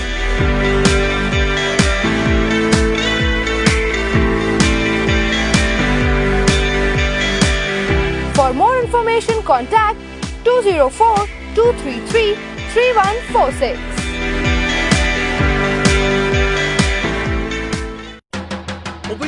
बैठ के घर वर्गा महसूस होवे, जिस दियां ताजियां दालां सब्जियां मठियाइयां विच पिंड दी खुशबू होवे। बेशक ब्याह शादी छोटी वड्डी पार्टी क्यों ना होवे, पर मित्रो रेस्टोरेंट स्वीट महल ही होवे। डाइनिंग टेक आउट या केटरिंग स्वीट महल रेस्टोरेंट, जिन्ना सोहना रेस्टोरेंट उस तो भी ज्यादा स्वाद खाना। वेज या नॉन वेज आइटम्स ਲਈ डाइनिंग टेक आउट या केटरिंग करवाओ sweet Mahal restaurant the number ਘੁਮਾਓ। Sweet Mahal restaurant, traditions of test. ਕਿ ਤੁਸੀਂ ਵੀ ਲੱਭ ਰਹੇ ਹੋ ਪ੍ਰਾਪਰਟੀ, ਤਾਂ ਅੱਜ ਹੀ ਸੰਪਰਕ ਕਰੋ ਸੁਨੀਲ ਗਰਗ ਨੂੰ, ਜੋ ਕਿ ਵਿਨੀਪੈਗ ਮੈਨੀਟੋਬਾ ਵਿੱਚ ਬਾਇਰਸ ਤੇ ਸੈਲਰਸ ਨਾਲ ਹਰ ਪ੍ਰਾਈਸ ਪੁਆਇੰਟ ਤੇ ਕਰਦੇ ਨੇ ਕੰਮ। ਚਾਹੇ ਬਾਇਰਸ ਲਈ ਮਲਟੀਪਲ ਆਫਰ ਸਿਚੁਏਸ਼ਨ ਹੋਵੇ ਜਾਂ ਸੈਲਰਸ ਲਈ ਵਧੀਆ ਮੁੱਲ ਤੇ ਗੱਲਬਾਤ ਕਰਨਾ। ਸੁਨੀਲ ਗਰਗ ਪ੍ਰੋਵਾਈਡ ਕਰਵਾਉਂਦੇ ਨੇ ਕਲਾਇੰਟਸ ਨੂੰ ਹਰ ਸਿਚੁਏਸ਼ਨ ਵਿੱਚ ਫਾਇਦੇਮੰਦ deal, simplified process and hassle free experience. ਇਹੀ ਚੀਜ਼ ਬਣਾਉਂਦੀ ਹੈ ਸੁਨੀਲ ਗਰਗ ਨੂੰ ਬਾਕੀਆਂ ਨਾਲੋਂ ਵੱਖ। ਫੁੱਲ MLS listings, strong online presence, open houses until sold, negotiable commission, property कोई भी होवे, residential building, commercial spaces। ਤੁਸੀਂ ਦੇਖ ਰਹੇ ਹੋ ਵਿਜ਼ਨ ਪੰਜਾਬ TV ਔਰ ਅਸੀਂ ਹਰੇਕ ਸੋਮਵਾਰ, ਮੰਗਲਵਾਰ, ਬੁੱਧਵਾਰ ਅਤੇ ਵੀਰਵਾਰ ਨੂੰ 7 ਤੋਂ 8 ਹਰ ਨਵੇਂ ਵਿਸ਼ੇ ਦੇ ਨਾਲ ਤੇ ਨਵੇਂ ਮਹਿਮਾਨ ਦੇ ਨਾਲ ਤੁਹਾਨੂੰ ਰੂਬਰੂ ਕਰਾਉਣੇ ਆ। ਇਸ ਲੜੀ ਦੇ ਵਿੱਚ ਅੱਜ ਸਾਡੇ ਨਾਲ ਵਨੀਤਾ ਪੁਰੀ ਜੀ ਆਏ ਆ, ਜੋ ਕਿ ਡਾਕਟਰ ਵਿਕਾਸ ਅਤੇ ਜੀਨਾ ਬਜਾਜ ਹੋਰਾਂ ਦੇ ਨਾਲ ਕੰਮ ਕਰ ਰਹੇ ਆ। IHG ਕਲੀਨਿਕ ਦੇ ਵਿੱਚ ਕੰਮ ਕਰ ਰਹੇ ਆ ਔਰ ਪਿਛਲੇ ਲੰਮੇ ਸਮੇਂ ਤੋਂ ਉਹ ਸੋਸ਼ਲ ਵਰਕਰ ਦੇ ਤੌਰ ਤੇ ਕਾਫੀ ਜਿਹੜਾ ਐਕਟਿਵਿਸਟ ਕਹਿ ਲਓ ਜਾਂ ਇਹ ਕਹਿ ਲਓ ਕਿ ਵੀ ਬਹੁਤ ਜਿਹੜੇ ਵੱਡੇ ਵੱਡੇ ਪ੍ਰੋਜੈਕਟ ਆ ਇਹਨਾਂ ਨੇ ਕੀਤੇ ਹੋਏ ਆ ਔਰ ਕਰ ਵੀ ਰਹੇ ਆ। ਉਹਦੇ ਬਾਰੇ ਵੀ ਅਸੀਂ ਚਰਚਾ ਕਰਾਂਗੇ। ਸੋ ਇੱਕ ਵਾਰੀ ਫਿਰ ਤੋਂ ਤੁਹਾਡਾ ਸਵਾਗਤ ਹੈ ਜੀ। ਪੈਨਿਕ ਬਾਰੇ ਆਪਾਂ ਗੱਲ ਕਰ ਰਹੇ ਸੀ ਕਿ ਜਿਹੜਾ ਪੈਨਿਕ ਹੋਣਾ, ਪੈਨਿਕ ਤੋਂ ਭਾਵ ਦੋ ਤਰ੍ਹਾਂ ਦੀਆਂ ਚੀਜ਼ਾਂ ਜਿਹੜੀਆਂ, ਦੇਖੋ ਮੈਨੂੰ ਇਹਦੇ ਬਾਰੇ ਨਹੀਂ ਜਾਣਕਾਰੀ, ਲੇਕਿਨ ਸਮਝ ਆਉਂਦੀ ਹੈ ਕਿ ਇੱਕ ਹੁੰਦਾ ਫੋਬੀਆ, ਇੱਕ ਹੋਣਾ ਪੈਨਿਕ ਹੋਣਾ। ਜਿਵੇਂ ਤੁਸੀਂ ਦੱਸਿਆ ਕਿ ਪੈਨਿਕ ਜਿਹੜਾ ਉੱਪਰਲੀ ਸਟੇਜ ਹੈ, ਸੋ ਇਹ ਇੱਕ ਤਾਂ ਇਹ ਡਿਫਰੈਂਸ ਥੋੜਾ ਜਿਹਾ ਦੱਸਿਓ। ਉਸ ਤੋਂ ਬਾਅਦ ਜੇ ਬੰਦੇ ਪੈਨਿਕ ਹੋ ਰਿਹਾ, ਜਿਵੇਂ ਕਿ ਵੀ ਮੈਨੂੰ ਸ਼ਾਇਦ ਕਿਤੇ ਕਰੋਨਾ ਵਾਇਰਸ ਦਾ ਤਾਂ ਨਹੀਂ ਹੋ ਗਿਆ, ਜਾਂ ਵੀ ਕਿਸੇ ਨੂੰ ਛਿੱਕ ਆ ਗਈ ਤਾਂ ਉਹਨੂੰ ਲੱਗ ਰਿਹਾ ਕਿ ਮੈਨੂੰ ਤਾਂ ਨਹੀਂ ਕਿਤੇ ਵਾਇਰਸ ਆ ਗਿਆ, ਹਨਾ, ਤੇ ਉਹ ਇੱਕ ਕਿਸਮ ਦਾ ਪੈਨਿਕ ਹੈ। ਜਾਂ ਇਹ ਕਹਿ ਲਓ ਵੀ ਆਪਣੇ ਆਪ ਦੇ ਵਿੱਚ ਪੈਨਿਕ ਹੋ ਕੇ ਕਈ ਵਾਰੀ ਉਹਨੂੰ ਇੰਨੀ ਐਨਜ਼ਾਈਟੀ ਵੱਧ ਜਾਂਦੀ ਹੈ ਜਾਂ ਇੰਨਾ ਅਟੈਕ ਹੋ ਜਾਂਦਾ ਤੇ ਉਹ ਜਿਵੇਂ ਡਿੱਗਣ ਵਾਲਾ ਮਾਹੌਲ ਬਣ ਜਾਂਦਾ। ਇਹਦੇ ਬਾਰੇ ਦੱਸਿਓ। ਹਾਂ, ਸੋ ਡਿਫਰੈਂਟ ਟਾਈਪ ਆਫ ਥੈਰੇਪੀਜ਼ ਹੈਗੇ ਆ। ਜਿਹੜਾ ਮੈਂ ਸਪੈਸ਼ਲਾਈਜ਼ ਕਰਦੀ ਹਾਂ ਉਹਦਾ ਨਾਮ ਹੈਗਾ ਕੋਗਨੀਟਿਵ ਬਿਹੇਵੀਅਰਲ ਥੈਰੇਪੀ। ਤੇ ਉਹ ਇਸ ਤਰ੍ਹਾਂ ਮੈਂ ਕਰਦੀ ਹਾਂ ਉਹਨਾਂ ਕੰਮ ਕਿ ਮੈਂ ਪਹਿਲੇ ਤੇ ਤੁਸੀਂ ਆਈਡੈਂਟੀਫਾਈ ਕਰਦੇ ਹੋ ਕਿਹੜੇ ਟ੍ਰਿਗਰਸ ਹੈਗੇ ਆ। ਟ੍ਰਿਗਰਸ ਮਤਲਬ ਕੀ ਚੀਜ਼ਾਂ ਹੁੰਦੀਆਂ ਇਨਵਾਇਰਮੈਂਟ ਦੇ ਵਿੱਚ ਜਿਹੜੇ ਤੁਹਾਨੂੰ ਪੈਨਿਕ, ਜਿਸ ਤਰ੍ਹਾਂ ਤੁਹਾਨੂੰ ਲੱਗਦਾ ਹੈ ਕਿ ਹਾਂ ਕੁਛ ਹੋਏਗਾ ਮੈਨੂੰ, ਹੈ ਨਾ, ਤੇ ਕੋਈ ਤੇ ਇੰਟਰਨਲ ਟ੍ਰਿਗਰਸ ਹੋ ਸਕਦੇ ਆ, ਮਤਲਬ ਮੇਰੇ ਸੋਚ ਦੇ ਨਾਲ ਮੈਂ ਕੁਛ ਆਪਣੇ ਆਪ ਨੂੰ ਕਹਿ ਸਕਦੀ ਹਾਂ ਕਿ ਹਾਂ ਇਸ ਤਰ੍ਹਾਂ ਹੋ ਜਾਏਗਾ, ਮੈਂ ਕੁਛ ਖਰਾਬ ਕਰ ਲਵਾਂਗੀ, ਮੈਂ ਜਿਸ ਪੈਰਾਨੋਇਡ ਥਿੰਕਿੰਗ ਅਸੀਂ ਕਹਿੰਦੇ ਆ, ਉਹ ਤੇ ਅਸੀਂ ਆਪਣੇ ਆਪ ਨੂੰ ਇਸ ਤਰ੍ਹਾਂ ਸਟ੍ਰੈਸ ਪਾ ਸਕਦੇ ਹਾਂ ਸਾਡੇ ਉੱਪਰ। ਤੇ ਕੋਈ ਲੋਕ ਉਹ ਕਿਸੇ ਹੋਰ ਨੇ ਕੁਛ ਕਿਹਾ ਉਹਨਾਂ ਨੂੰ, ਜਾਂ ਕੁਛ ਉਹਨਾਂ ਨੇ ਦੇਖਿਆ ਟੀਵੀ ਦੇ ਉੱਪਰ ਕਿ ਇੰਨੇ ਨੰਬਰਸ ਹਾਈ ਹੋ ਰਹੇ ਆ ਕਰੋਨਾ ਵਾਇਰਸ ਵਾਸਤੇ, ਉਹਦੇ ਨਾਲ ਟੈਨਸ਼ਨ ਹੋ ਜਾਂਦੀ ਹੈ। ਸੋ ਪਹਿਲੇ ਤੇ ਅਸੀਂ ਹੈਲਪ ਕਰਦੇ ਹਾਂ ਲੋਕਾਂ ਨੂੰ ਆਈਡੈਂਟੀਫਾਈ ਕਰਨ ਵਾਸਤੇ ਉਹਨਾਂ ਦੇ ਟ੍ਰਿਗਰਸ ਕੀ ਹੈਗੇ ਆ। ਫਿਰ ਉਹਦੇ ਬਾਅਦ ਅਸੀਂ ਫਿਰ ਅਸੈਸ ਕਰਦੇ ਹਾਂ ਉਹਨਾਂ ਦੀ ਸੋਚ ਕਿਸ ਤਰ੍ਹਾਂ ਦੀ ਹੈਗੀ ਆ, ਉਹ ਆਪਣੇ ਆਪ ਨੂੰ ਕੀ ਕਹਿੰਦੇ ਪਏ ਐਗਜ਼ੈਕਟਲੀ। ਕੋਈ ਲੋਕ ਬਹੁਤ ਐਕਸਟ੍ਰੀਮ ਚੀਜ਼ਾਂ ਸੋਚਦੇ ਆ, ਕਹਿੰਦੇ ਕਿ ਨਾ ਹੁਣ ਕਦੇ ਨਹੀਂ ਖਤਮ ਹੋਏਗਾ, ਹੁਣ ਅਸੀਂ ਸਾਰੇ ਮਰ ਜਾएंगे, ਹੁਣ ਅਸੀਂ ਖਾਣਾ ਨਹੀਂ ਖਾ ਸਕਾਂਗੇ, ਹੁਣ ਲਾਈਫ ਖਤਮ ਹੋ ਗਈ ਹੈ। ਬਹੁਤ ਐਕਸਟ੍ਰੀਮ ਜਿਹੜੀ ਥਿੰਕਿੰਗ ਹੁੰਦੀ ਹੈ ਨਾ ਜੀ, ਉਹ ਅਸੀਂ ਕਹਿੰਦੇ ਆ ਇਹ ਡਿਸਟੋਰਸ਼ਨ ਹੈਗਾ। ਡਿਸਟੋਰਸ਼ਨ ਮਤਲਬ ਕੁਝ ਕਲੀਅਰ ਨਹੀਂ ਹੈਗਾ। ਜਿਸ ਤਰ੍ਹਾਂ ਤੁਸੀਂ ਸੋਚਦੇ ਹੋ ਨਾ, ਉਹ ਐਕਸਟ੍ਰੀਮ ਹੈਗਾ। ਜਦੋਂ ਤੁਸੀਂ ਐਕਸਟ੍ਰੀਮ ਸੋਚਦੇ ਹੋ ਨਾ, ਤੁਸੀਂ ਜ਼ਿਆਦਾ ਆਪਣੇ ਆਪ ਨੂੰ ਇਮੋਸ਼ਨਲੀ ਅਰਾਊਜ਼ਡ ਬਣਾਉਂਦੇ ਹੋ, ਮਤਲਬ ਤੁਸੀਂ ਜ਼ਿਆਦਾ ਆਪਣੇ ਉੱਪਰ ਸਟ੍ਰੈਸ ਪਾਉਂਦੇ ਹੋ, ਜ਼ਿਆਦਾ ਐਂਗਜ਼ਾਇਟੀ ਦਿੰਦੇ ਹੋ ਆਪਣੇ ਆਪ, ਮਤਲਬ ਸੈਲਫ ਅਬਿਊਜ਼ ਵੀ ਹੋ ਸਕਦਾ। ਹਾਂ, ਫਿਰ ਉਹਦੇ ਨਾਲ ਜ਼ਿਆਦਾ ਜੇ ਤੁਸੀਂ ਐਕਸਟ੍ਰੀਮ ਥਿੰਕਿੰਗ ਹੋਏਗੀ, ਐਕਸਟ੍ਰੀਮ ਫੀਲਿੰਗਸ ਵੀ ਹੋਣਗੀਆਂ, ਤੇ ਐਕਸਟ੍ਰੀਮ ਫੀਲਿੰਗਸ ਹੋਣਗੀਆਂ, ਤੁਹਾਡੀ ਬਿਹੇਵੀਅਰ ਵੀ ਐਕਸਟ੍ਰੀਮ ਹੋ ਜਾਏਗੀ। ਸੋ ਜਿਸ ਤਰ੍ਹਾਂ ਅਸੀਂ ਕੰਮ ਕਰਦੇ ਹਾਂ, ਅਸੀਂ ਦਿਖਾਉਂਦੇ ਹਾਂ ਲੋਕਾਂ ਨੂੰ ਕਿ ਜੇ ਤੁਸੀਂ ਇਸ ਤਰ੍ਹਾਂ ਸੋਚੋਗੇ तो ज़्यादा आउटकम वर्स होएगा। फिर असी फिर जो बिहेवियर और चेंज करना चाहते हैं, शायद मतलब शराब पी के लड़ाई कर दिया तो कोई लीगल प्रॉब्लम्स हो जाते, फाइनेंशियल प्रॉब्लम्स, जो भी बिहेवियर चेंज करना चाहते हैं असी ਉਹਦੇ ਉੱਪਰ ਫੋਕਸ ਕਰਦੇ ਹਾਂ। ਫਿਰ ਅਸੀਂ ਬੈਕਵਰਡਸ ਜਾਂਦੇ ਹਾਂ ਥੈਰੇਪੀ ਪ੍ਰੋਸੈਸ ਨਾਲ, ਤੇ ਅਸੀਂ ਐਨਾਲਾਈਜ਼ ਕਰਦੇ ਹਾਂ ਉਹਨਾਂ ਦੇ ਟ੍ਰਿਗਰਸ ਤੇ ਬਿਹੇਵੀਅਰਸ, ਤੇ ਫਿਰ ਥੈਰੇਪਿਊਟਿਕ ਪ੍ਰੋਸੈਸ ਨਾਲ ਮੈਂ ਉਹਨਾਂ ਨੂੰ ਹੈਲਪ ਕਰਦੀ ਹਾਂ। ਤੇ ਮੈਂ ਫਿਰ ਉਹਨਾਂ ਦੇ ਪਰਿਵਾਰ ਨਾਲ ਵੀ ਗੱਲ ਕਰਦੀ ਹਾਂ, ਮੀਡੀਏਸ਼ਨ ਵੀ ਕਰਦੀ ਹਾਂ, ਤੇ ਥੋੜੀ ਜਿਹੀ ਕੋਚਿੰਗ ਕਰਦੀ ਹਾਂ, ਰეკਮੈਂਡੇਸ਼ਨਸ ਦਿੰਦੀ ਹਾਂ ਕਿਸ ਤਰ੍ਹਾਂ ਉਹ ਆਪਣੇ ਆਪ ਨੂੰ ਹੈਲਥੀ ਫੈਮਿਲੀ ਜਿਸ ਤਰ੍ਹਾਂ ਰੱਖੇ। ਸੋ ਦਰਸ਼ਕੋ, ਅਗਰ ਜੇ ਤੁਸੀਂ, ਜਿਵੇਂ ਆਪਾਂ ਬਹੁਤ ਵੱਡਾ ਵਿਸ਼ਾ ਹੈਗਾ, ਜੇ ਅਗਰ ਦਰਸ਼ਕੋ ਤੁਸੀਂ ਕੋਈ ਐਂਜ਼ਾਈਟੀ ਬਾਰੇ ਜਾਂ ਤੁਸੀਂ ਇਸ ਚੀਜ਼ ਨੂੰ ਸਫਰ ਕਰ ਰਹੇ ਹੋ, ਤਾਂ ਤੁਸੀਂ ਪ੍ਰੋਗਰਾਮ ਤੋਂ ਬਾਅਦ ਵੀ 647 499 1444 ਦੇ ਉੱਪਰ ਫੋਨ ਕਰਕੇ IHG ਦਾ ਨੰਬਰ ਹੈ ਇਹ, ਤਾਂ ਤੁਸੀਂ ਕਾਲ ਕਰਕੇ ਡਾਕਟਰ ਪੁਰੀ, ਡਾਕਟਰ ਜੀਨਾ ਬਜਾਜ ਤੇ ਜਾਂ ਫਿਰ ਵਨੀਤਾ ਜੀ ਨਾਲ ਸੰਪਰਕ ਕਰ ਸਕਦੇ ਆ। 647 499 1444 ਦੇ ਉੱਪਰ ਤੁਸੀਂ ਕਾਲ ਕਰਨੀ ਹੈ। ਕਿਸੇ ਕਿਸਮ ਦੀ ਤੁਹਾਨੂੰ ਪ੍ਰੋਬਲਮ ਆ ਰਹੀ ਹੈ, ਇਹ ਸਾਰੇ ਦਾ ਸਾਰਾ ਜਿਹੜਾ ਵੀ ਕੋਈ ਸਵਾਲ ਪੁੱਛਿਆ ਜਾਏਗਾ ਉਹ ਤੁਹਾਡਾ ਕੌਨਫੀਡੈਂਸ਼ੀਅਲ ਹੋਏਗਾ। ਤੁਸੀਂ ਇਸ ਚੀਜ਼ ਦੀ ਵਰੀ ਨਹੀਂ ਕਰਨੀ ਕਿ ਵੀ ਜੇ ਮੈਂ ਦੱਸਤਾ ਤਾਂ ਸ਼ਾਇਦ ਕੋਈ ਮੇਰਾ ਮਜ਼ਾਕ ਨਾ ਉਡਾਵੇ। ਕੋਈ ਮਜ਼ਾਕ ਨਹੀਂ ਉਡਾਏਗਾ, ਪੂਰੇ ਦਾ ਪੂਰਾ ਕੌਨਫੀਡੈਂਸ਼ੀਅਲ ਇਹ ਸਵਾਲ ਤੁਸੀਂ ਕਰ ਸਕਦੇ ਹੋ। ਤੇ ਆਲਸੋ ਮੈਂ ਨਾ ਫ੍ਰੀ ਕੰਸਲਟੇਸ਼ਨ ਪ੍ਰੋਵਾਈਡ ਕਰਦੀ ਪਈ ਹਾਂ ਇਸ ਟਾਈਮ। ਕੋਵਿਡ ਨਾਲ बहुत लोग परेशान है तो बहुत एंगजाइटी है, कोई लोग साइकोथेरेपी कदे उन्होंने सुनिया भी नहीं है, तो वो डरते है कि कोई कहेगी कि मेरे दिमाग दे कोई प्रॉब्लम है। ਇਹ ਕੋਈ ਜੱਜਮੈਂਟ ਨਹੀਂ ਹੈਗਾ, ਮੈਂ ਹੈਗੀ ਹਾਂ ਇੱਥੇ ਤੁਹਾਨੂੰ ਹੈਲਪ ਕਰਨ ਵਾਸਤੇ। ਤੇ ਤੁਸੀਂ ਬੇਸ਼ੱਕ ਕਾਲ ਮੈਨੂੰ ਕਰ ਲਓ ਤੇ ਮੈਂ ਤੁਹਾਨੂੰ ਫ੍ਰੀ 15 ਮਿੰਟ ਕੰਸਲਟੇਸ਼ਨ ਪ੍ਰੋਵਾਈਡ ਕਰ ਸਕਦੀ ਹਾਂ IHG ਥਰੂ। ਤੇ ਨੰਬਰ ਉਹੀ ਜਿਹੜਾ ਮੈਂ ਪਹਿਲਾਂ ਅਨਾਉਂਸ ਕੀਤਾ, बस एक एक्सटेंशन 1 है, सो 647 499 1444 एक्सटेंशन 1 ਦੇ ਉੱਪਰ ਤੁਹਾਡੇ ਨਾਲ ਵੀ ਗੱਲ ਕਰ ਸਕਦੇ ਹਾਂ। ਫਿਰ ਉਹ ਸਾਨੂੰ ਮੈਸੇਜ ਮਿਲ ਜਾਏਗਾ। ਸੋ ਅੱਗੇ ਜਿਹੜਾ ਇੱਕ ਦੋ ਜਿਹੜੇ ਸੰਸਥਾ ਹੈਗੀਆਂ ਤੁਸੀਂ ਉਹਨਾਂ ਦੇ ਨਾਲ ਵੀ ਕੰਮ ਕਰ ਰਹੇ ਆ, ਇੱਕ ਤਾਂ ਹੈ ਸ਼ੁਭ ਹੈਲਪਿੰਗ ਹੈਂਡਸ ਔਰ ਦੂਜਾ ਹੈਗਾ ਪੰਜਾਬੀ ਕਮਿਊਨਿਟੀ ਹੈਲਥ ਸਰਵਿਸਿਜ਼। ਇਹ ਦੋਨਾਂ ਦੇ ਨਾਲ ਤੁਸੀਂ ਮਤਲਬ ਕਾਫੀ ਜੁੜੇ ਹੋਏ ਆ ਔਰ ਇਹਨਾਂ ਦੇ ਪ੍ਰੋਜੈਕਟ ਵੀ ਕਰ ਰਹੇ ਆ। ਇਹ ਦੋਨੇ ਸੰਸਥਾ ਜਿਹੜੀਆਂ ਕੀ ਕੰਮ ਕਰਦੀਆਂ ਤੇ ਇਹਨਾਂ ਦਿਨਾਂ ਦੇ ਵਿੱਚ ਉਹ ਲੋਕਾਂ ਦੀ ਕਿਵੇਂ ਮਦਦ ਕਰ ਰਹੀਆਂ? एक तो मतलब साडी कम्यूनिटी कितनी जनरस हैगी है, बहुत बहुत अच्छे कम्यूनिटी सर्विसेज हैगे है। ये जो दो हैगे है मैं पर्सनली जाननी है। पंजाबी कम्यूनिटी हेल्थ सर्विसेज नाल मैं कई साल का काम किया सी, पहले भी if I had only known project नाल काम किया सी। ते ए ना रिसर्च प्रोजेक्ट हैगा जो मैं कॉग्निटिव बिहेवियरल थेरेपी की गल करती पई सी ना पहले, ए ना CBT जो हैगा वो साउथ एशियंस वास्ते रिसर्च स्टडी हैगी है। ते जे तुसी पार्टिसिपेट करना चाहते हो, जे तेरे को कोई एंजाइटी होए या डिप्रैशन या तुहानू लगता है कि साइंस एंड सिम्पटम्स मतलब डायग्नोस नहीं हैगे पर तुहानू लगता है कि शायद तुहाडी ए प्रॉब्लम्स हैगियां, तुसी बेशक फोन कर सकते हो उन्होंने ते इंफॉर्मेशन असी बाद च प्रोवाइड कर सकते हैं तुहानू। ते ओ रिसर्च पार्टिसिपेंट्स नू लभदे पे इस टाइम ते वो अडैप्ट करना चाहते जो कॉग्निटिव बिहेवियरल थेरेपी मॉडल जो मैं ब्रीफली एक्सप्लेन कर दी पी सी, वो ना साउथ एशियंस वास्ते अडैप्ट करना चाहते हैं।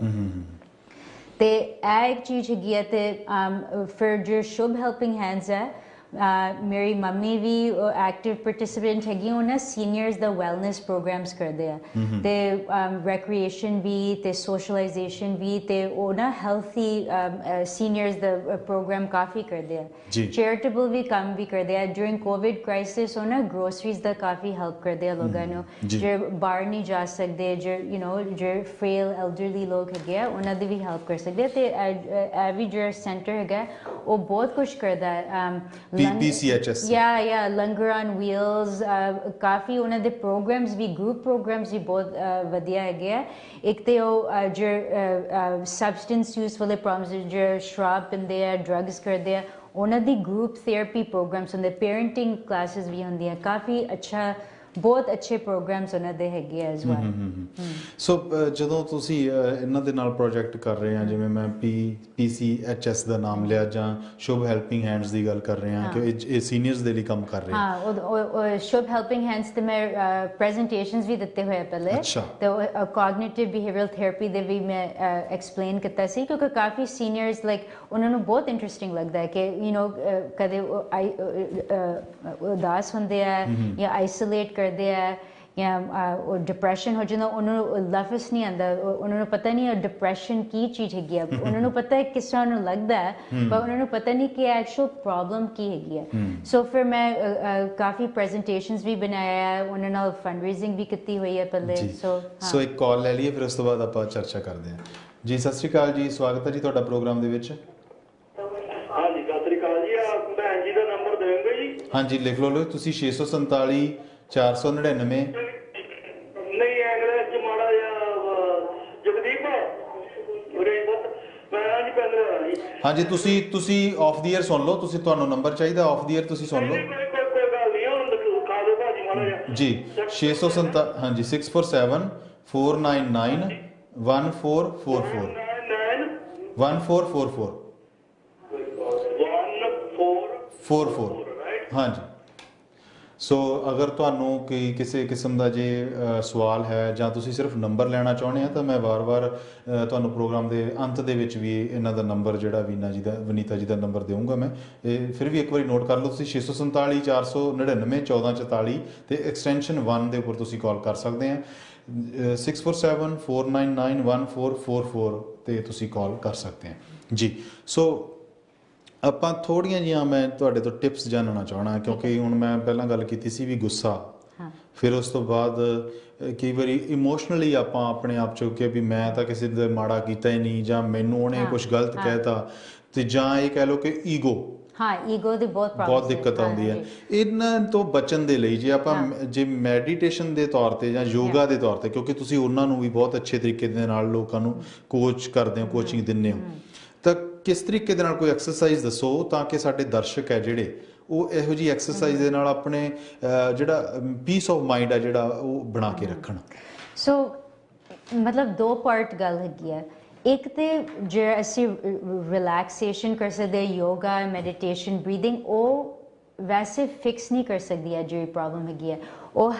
ਹੈਲਪ ਤੇ ਕਰਦਾ ਹੈ ਕਿਉਂਕਿ ਫਿਰ ਜੇ ਤੁਸੀਂ ਕਾਮ ਹੈਗੇ ਹੋ ਫਿਰ ਜ਼ਿਆਦਾ ਤੁਸੀਂ ਸੋਚ ਸਕਦੇ ਹੋ ਕਲੀਅਰਲੀ, ਤੁਸੀਂ ਲੌਜੀਕਲ ਜ਼ਿਆਦਾ ਸੋਚ ਸਕਦੇ ਹੋ। ਬਟ ਕੋਈ ਲੋਕ ਜਦੋਂ ਕਾਮ ਵੀ ਹੁੰਦੇ ਆ ਰਿਲੈਕਸ ਵੀ ਹੁੰਦੇ ਹਾਲੇ ਵੀ ਇਸ ਤਰ੍ਹਾਂ ਸੋਚਦੇ ਆ ਮਤਲਬ ਉਹਨਾਂ ਦੀ ਸੋਚ ਗਲਤ ਹੁੰਦੀ ਹੈ ਸੋ ਉਹਨਾਂ ਵਾਸਤੇ ਇਹ ਜਿਸ ਕੋਗਨੀਟਿਵ ਬਿਹੇਵੀਅਰਲ ਥੈਰੇਪੀ ਇਹ ਹੈਲਪ ਕਰ ਸਕਦੀ ਹੈ ਕਿਉਂਕਿ ਅਸੀਂ ਲੋਕਾਂ ਦੀ ਜਿਹੜੀ ਡਿਸਟੋਰਸ਼ਨ ਹੈਗੀ ਹੈ ਜਿਹੜੀ ਗਲਤ ਥਾਟਸ ਹੈਗੇ ਆ ਉਹ ਅਸੀਂ ਉਹਨਾਂ ਨੂੰ ਹੈਲਪ ਕਰਦੇ ਅਸੀਂ ਦਿਖਾਉਂਦੇ ਹਾਂ ਕਿ ਉਹਨਾਂ ਦੀ ਸੋਚ ਕਿਸ ਤਰ੍ਹਾਂ ਕੰਟਰੀਬਿਊਟ ਕਰਦਾ ਹੈ ਉਹਨਾਂ ਦੀ ਐਂਗਜ਼ਾਇਟੀ ਉਹਨਾਂ ਦੀ ਐਂਗਰ ਤੱਕ ਜੇ ਫॉर ਐਗਜ਼ਾਮਪਲ ਜੇ ਤੁਸੀਂ ਕਿਹਾ ਕਿ ਜੇ ਮੈਂ ਆਪਣੇ ਆਪ ਨੂੰ ਕਿ ਮੈਂ ਤੇ ਵਿਕਟਮ ਹੈ ਤੇ ਹਮੇਸ਼ਾ ਲੋਕ ਮੇਰੇ ਅਗੇਂਸਟ ਹੈਗੇ ਆ ਮੈਂ ਸਭ ਤੋਂ ਮਾੜਾ ਹਾਂ ਮੈਂ ਸਭ ਤੋਂ ਮਾੜਾ ਜੇ ਆਪਣੇ ਆਪ ਨੂੰ ਕहेंगे ਉਹ ਨਾ ਬਿਲੀਵ ਕਰਨਗੇ ਤੇ ਜਦੋਂ ਤੁਸੀਂ ਆਪਣੇ ਆਪ ਨੂੰ ਬ੍ਰੇਨ ਵਾਸ਼ ਕਰਦੇ ਹੋ ਤੁਸੀਂ ਆਪਣੇ ਆਪ ਨੂੰ ਕਹਿੰਦੇ ਹੋ ਕਿ ਇਸ ਤਰ੍ਹਾਂ ਹੀ ਰਿਐਲਿਟੀ ਹੈਗੀ ਬਟ ਸ਼ਾਇਦ ਰਿਐਲਿਟੀ ਇਸ ਤਰ੍ਹਾਂ ਨਹੀਂ ਹੈਗੀ ਸੋ ਸਾਡਾ ਗੋਲ ਹੈਗਾ ਥੈਰੇਪੀ 'ਚ ਅਸੀਂ ਲੋਕਾਂ ਦੀ ਜੇ ਥਿੰਕਿੰਗ ਜੇ ਸ਼ਿਫਟ ਕਰ ਸਕਦੇ ਹਾਂ ਉਹਨਾਂ ਦੀ ਆਊਟਕਮ ਵੀ ਡਿਫਰੈਂਟ ਹੋਏਗੀ ਉਹਨਾਂ ਦੀ ਕਮਿਊਨੀਕੇਸ਼ਨ ਵੀ ਅਸੀਂ ਕਮਿਊਨੀਕੇਸ਼ਨ ਸਕਿੱਲਸ ਕੰਮ ਕਰਦੇ ਹਾਂ ਕਿ ਪਹਿਲਾ ਪਾਰਟ ਤੇ ਹੈਗਾ ਰਿਲੈਕਸੇਸ਼ਨ ਦਾ ਉਹ ਵੈਸੇ ਠੀਕ ਨਹੀਂ ਕਰ ਸਕਦਾ ਕਿਉਂਕਿ ਕਮਿਊਨੀਕੇਸ਼ਨ ਵੀ ਹਲੇ ਗਲਤ ਹੈਗਾ ਹੈ ਨਾ ਸ਼ਾਇਦ ਜਦੋਂ ਫੇਅਰ ਗੱਲ ਕਰਨ ਲੱਗੇ ਆ ਫੈਮਿਲੀ ਮੈਂਬਰ ਨਾਲ ਫੇਅਰ ਨਾਰਾਜ਼ ਹੋ ਜਾਣਗੇ ਸੇਮ ਪ੍ਰੋਬਲਮ ਤੇ ਹੈਗੀ ਹੈ ਨਾ ਫਿਰ ਅਸੀਂ ਫਿਰ ਆਈਸੋਲੇਟ ਕਰਦੇ ਹਾਂ ਸੋਸ਼ਲ ਸਿਚੁਏਸ਼ਨ ਕੀ ਹੈਗੀ ਹੈ ਪ੍ਰੋਬਲਮ ਕੀ ਹੈਗੀ ਹੈ ਯੂ ਨੋ ਕਿਉਂ ਸ਼ੁਰੂ ਹੋਇਆ ਟ੍ਰਿਗਰਸ ਕੀ ਹੈਗੇ ਆ ਸੋ ਜ਼ਿਆਦਾ ਅਸੀਂ ਅਸੈਸਮੈਂਟ ਕਰਦੇ ਹਾਂ ਕਲਾਇੰਟ ਨਾਲ ਤੇ ਉਹਦੇ ਨਾਲ ਉਹ ਐਨਾਲਾਈਜ਼ ਕਰ ਸਕਦੇ ਆ ਬਿਫੋਰਹੈਂਡ ਪਹਿਲੇ ਤੋਂ ਕਿਉਂਕਿ ਜਦੋਂ ਤੁਸੀਂ ਆਲਰੇਡੀ ਗੁੱਸੇ ਹੈਗੇ ਹੋ ਫਿਰ ਮੁਸ਼ਕਲ ਹੈਗਾ ਨਾ ਕੰਟਰੋਲ ਕਰਨ ਵਾਸਤੇ ਜੇ ਤੁਸੀਂ ਪਹਿਲੇ ਹੀ ਪ੍ਰਿਪੇਅਰ ਕਰ ਸਕਦੇ ਹੋ ਫਿਰ ਪ੍ਰੀਵੈਂਸ਼ਨ ਸਭ ਤੋਂ ਅੱਛੀ ਚੀਜ਼ ਹੈਗੀ ਹੈ ਜੀ ਹਾਂਜੀ ਮਤਲਬ ਤੁਸੀਂ ਅਗਰ ਤੁਹਾਨੂੰ ਇਹੋ ਜਿਹੀ ਫੀਲਿੰਗ ਆ ਰਹੀ ਹੈ ਜਾਂ ਤੁਸੀਂ ਇਮੋਸ਼ਨਲੀ ਆਪਣੇ ਆਪ ਦੇ ਮਤਲਬ ਡਾਊਨ ਫੀਲ ਕਰ ਰਹੇ ਹੋ ਨਹੀਂ ਜਿਸ ਤਰ੍ਹਾਂ ਜੇ ਤੁਹਾਨੂੰ ਪਤਾ ਹੈ ਕਿ ਜੇ ਮੈਂ ਆਪਣੀ ਇਨ-ਲॉज ਦੇ ਘਰ ਜਾਏਂਗੀ ਤੇ ਮੈਂ ਗੁੱਸੇ ਹੋਏਂਗੀ ਕਿਉਂਕਿ ਮੈਨੂੰ ਪਤਾ ਹੈ ਕਿ ਕੋਈ ਲੋਕ ਉੱਥੇ ਗੱਲ ਯੂਜੂਅਲੀ ਕਰਦੇ ਆ ਗੌਸਿਪ ਕਰਦੇ ਆ ਫਿਰ ਮੈਂ ਨਾ ਆਪਣੇ ਆਪ ਨੂੰ ਪ੍ਰਿਪੇਅਰ ਕਰ ਸਕਦੀ ਹਾਂ ਜੇ ਇਸ ਤਰ੍ਹਾਂ ਦੇ ਕੋਈ ਸਿਚੁਏਸ਼ਨ ਹੋਈ ਮੈਂ ਨਾ ਕਮਰੇ ਤੋਂ ਆਪਣੇ ਆਪ ਨੂੰ ਰਿਮੂਵ ਕਰ ਸਕਦੀ ਹਾਂ ਜਾਂ ਅਵੋਇਡ ਕਰ ਸਕਦੇ ਹਾਂ ਫਿਰ ਨਾ ਪ੍ਰੈਪਰੇਸ਼ਨ ਪਲੈਨਿੰਗ ਹੁੰਦੀ ਹੈ ਜੇ ਤੁਹਾਨੂੰ ਆਲਰੇਡੀ certain situations ਤੁਹਾਨੂੰ ਪਤਾ ਹੈ ਤੁਹਾਨੂੰ ਫੋਬੀਆ ਵੀ ਹੈਗੀ ਹੈ ਤੁਹਾਨੂੰ ਡਰ ਲੱਗੇਗਾ ਇਸ ਤਰ੍ਹਾਂ ਹੋ ਸਕਦਾ ਤੁਸੀਂ ਜੇ ਤੁਸੀਂ ਅਵੋਇਡ ਕਰ ਸਕਦੇ ਹੋ ਬੈਟਰ ਹੁੰਦਾ ਜੇ ਤੁਸੀਂ ਨਹੀਂ ਅਵੋਇਡ ਕਰ ਸਕਦੇ ਹੋ ਫਿਰ ਤੁਹਾਨੂੰ ਇਹ ਵੀ ਸੋਚਣਾ ਪਏਗਾ ਕਿ ਮੈਂ ਹੋਰ ਕੀ ਕਰ ਸਕਦਾ ਉਸ ਟਾਈਮ ਸ਼ਾਇਦ ਕਦੇ ਅਪਰੋਪਰੀਏਟ ਨਹੀਂ ਹੈਗਾ ਜੇ ਤੁਸੀਂ ਕੰਮ ਤੇ ਹੈਗੇ ਹੋ ਮੇਰੇ ਕਾਫੀ ਕਲਾਇੰਟਸ ਵਰਕ ਪਲੇਸ ਹਰਾਸਮੈਂਟ ਦੀ ਪ੍ਰੋਬਲਮ ਹੈਗੀ ਹੈ ਬੁਲਿੰਗ ਹੁੰਦੀ ਹੈ ਮੈਨੇਜਰ ਬਹੁਤ ਟੋਕਦਾ ਹੈ ਅਬਿਊਜ਼ ਅੱਛੀ ਤਰ੍ਹਾਂ ਗੱਲ ਨਹੀਂ ਕਰਦਾ ਫਿਰ ਤੁਸੀਂ ਜਿਸ ਤਰ੍ਹਾਂ ਮੈਂ ਯੂਨੀਅਨ ਸਟੂਅਰਡ ਹੁੰਦੀ ਸੀ ਪਹਿਲੇ ਸੋ ਤੁਸੀਂ ਯੂਨੀਅਨ ਕੋਲ ਜਾ ਸਕਦੇ ਹੋ ਤੁਸੀਂ ਉਹਨਾਂ ਨਾਲ ਗੱਲ ਕਰ ਸਕਦੇ ਹੋ ਕਿ ਮੇਰੇ ਰਾਈਟਸ ਕੀ ਹੈਗੇ ਆ ਮੈਂ ਕੀ ਐਕਸੈਸ ਕਰ ਸਕਦਾ ਬੈਨੀਫਿਟਸ ਕਿਹੜੇ ਮੇਰੇ ਹੈਗੇ ਤਾਂ ਫਿਰ ਨਾ ਅਸੀਂ ਜ਼ਿਆਦਾ ਪ੍ਰੋਬਲਮ ਸੋਲਵਿੰਗ ਕਰਦੇ ਆ ਕਲਾਇੰਟ ਨਾਲ ਅਸੀਂ ਇਹ ਦੇਖਦੇ ਹਾਂ ਤੇ ਤੁਸੀਂ ਇਹ ਜਿਹੜੀ ਤੁਹਾਡੀ ਪ੍ਰੋਬਲਮ ਹੈਗੀ ਹੈ ਤੁਸੀਂ ਹੋਰ ਕਿਸ ਤਰ੍ਹਾਂ ਤੁਸੀਂ ਸੋਲਵ ਕਰ ਸਕਦੇ ਹੋ ਮਤਲਬ ਜੇ ਗੁੱਸੇ ਹੋਣਗੇ ਫਿਰ ਤੇ ਉਹ ਜ਼ਿਆਦਾ ਕहेंगे ਤੁਹਾਨੂੰ ਦੇਖਿਆ ਤਾਈਓ ਵੀ ਵਾਂਟ ਟੂ ਫਾਇਰ ਯੂ ਕਿਉਂਕਿ ਆਪਣੇ ਆਪ ਨੂੰ ਯੂ ਕੈਨ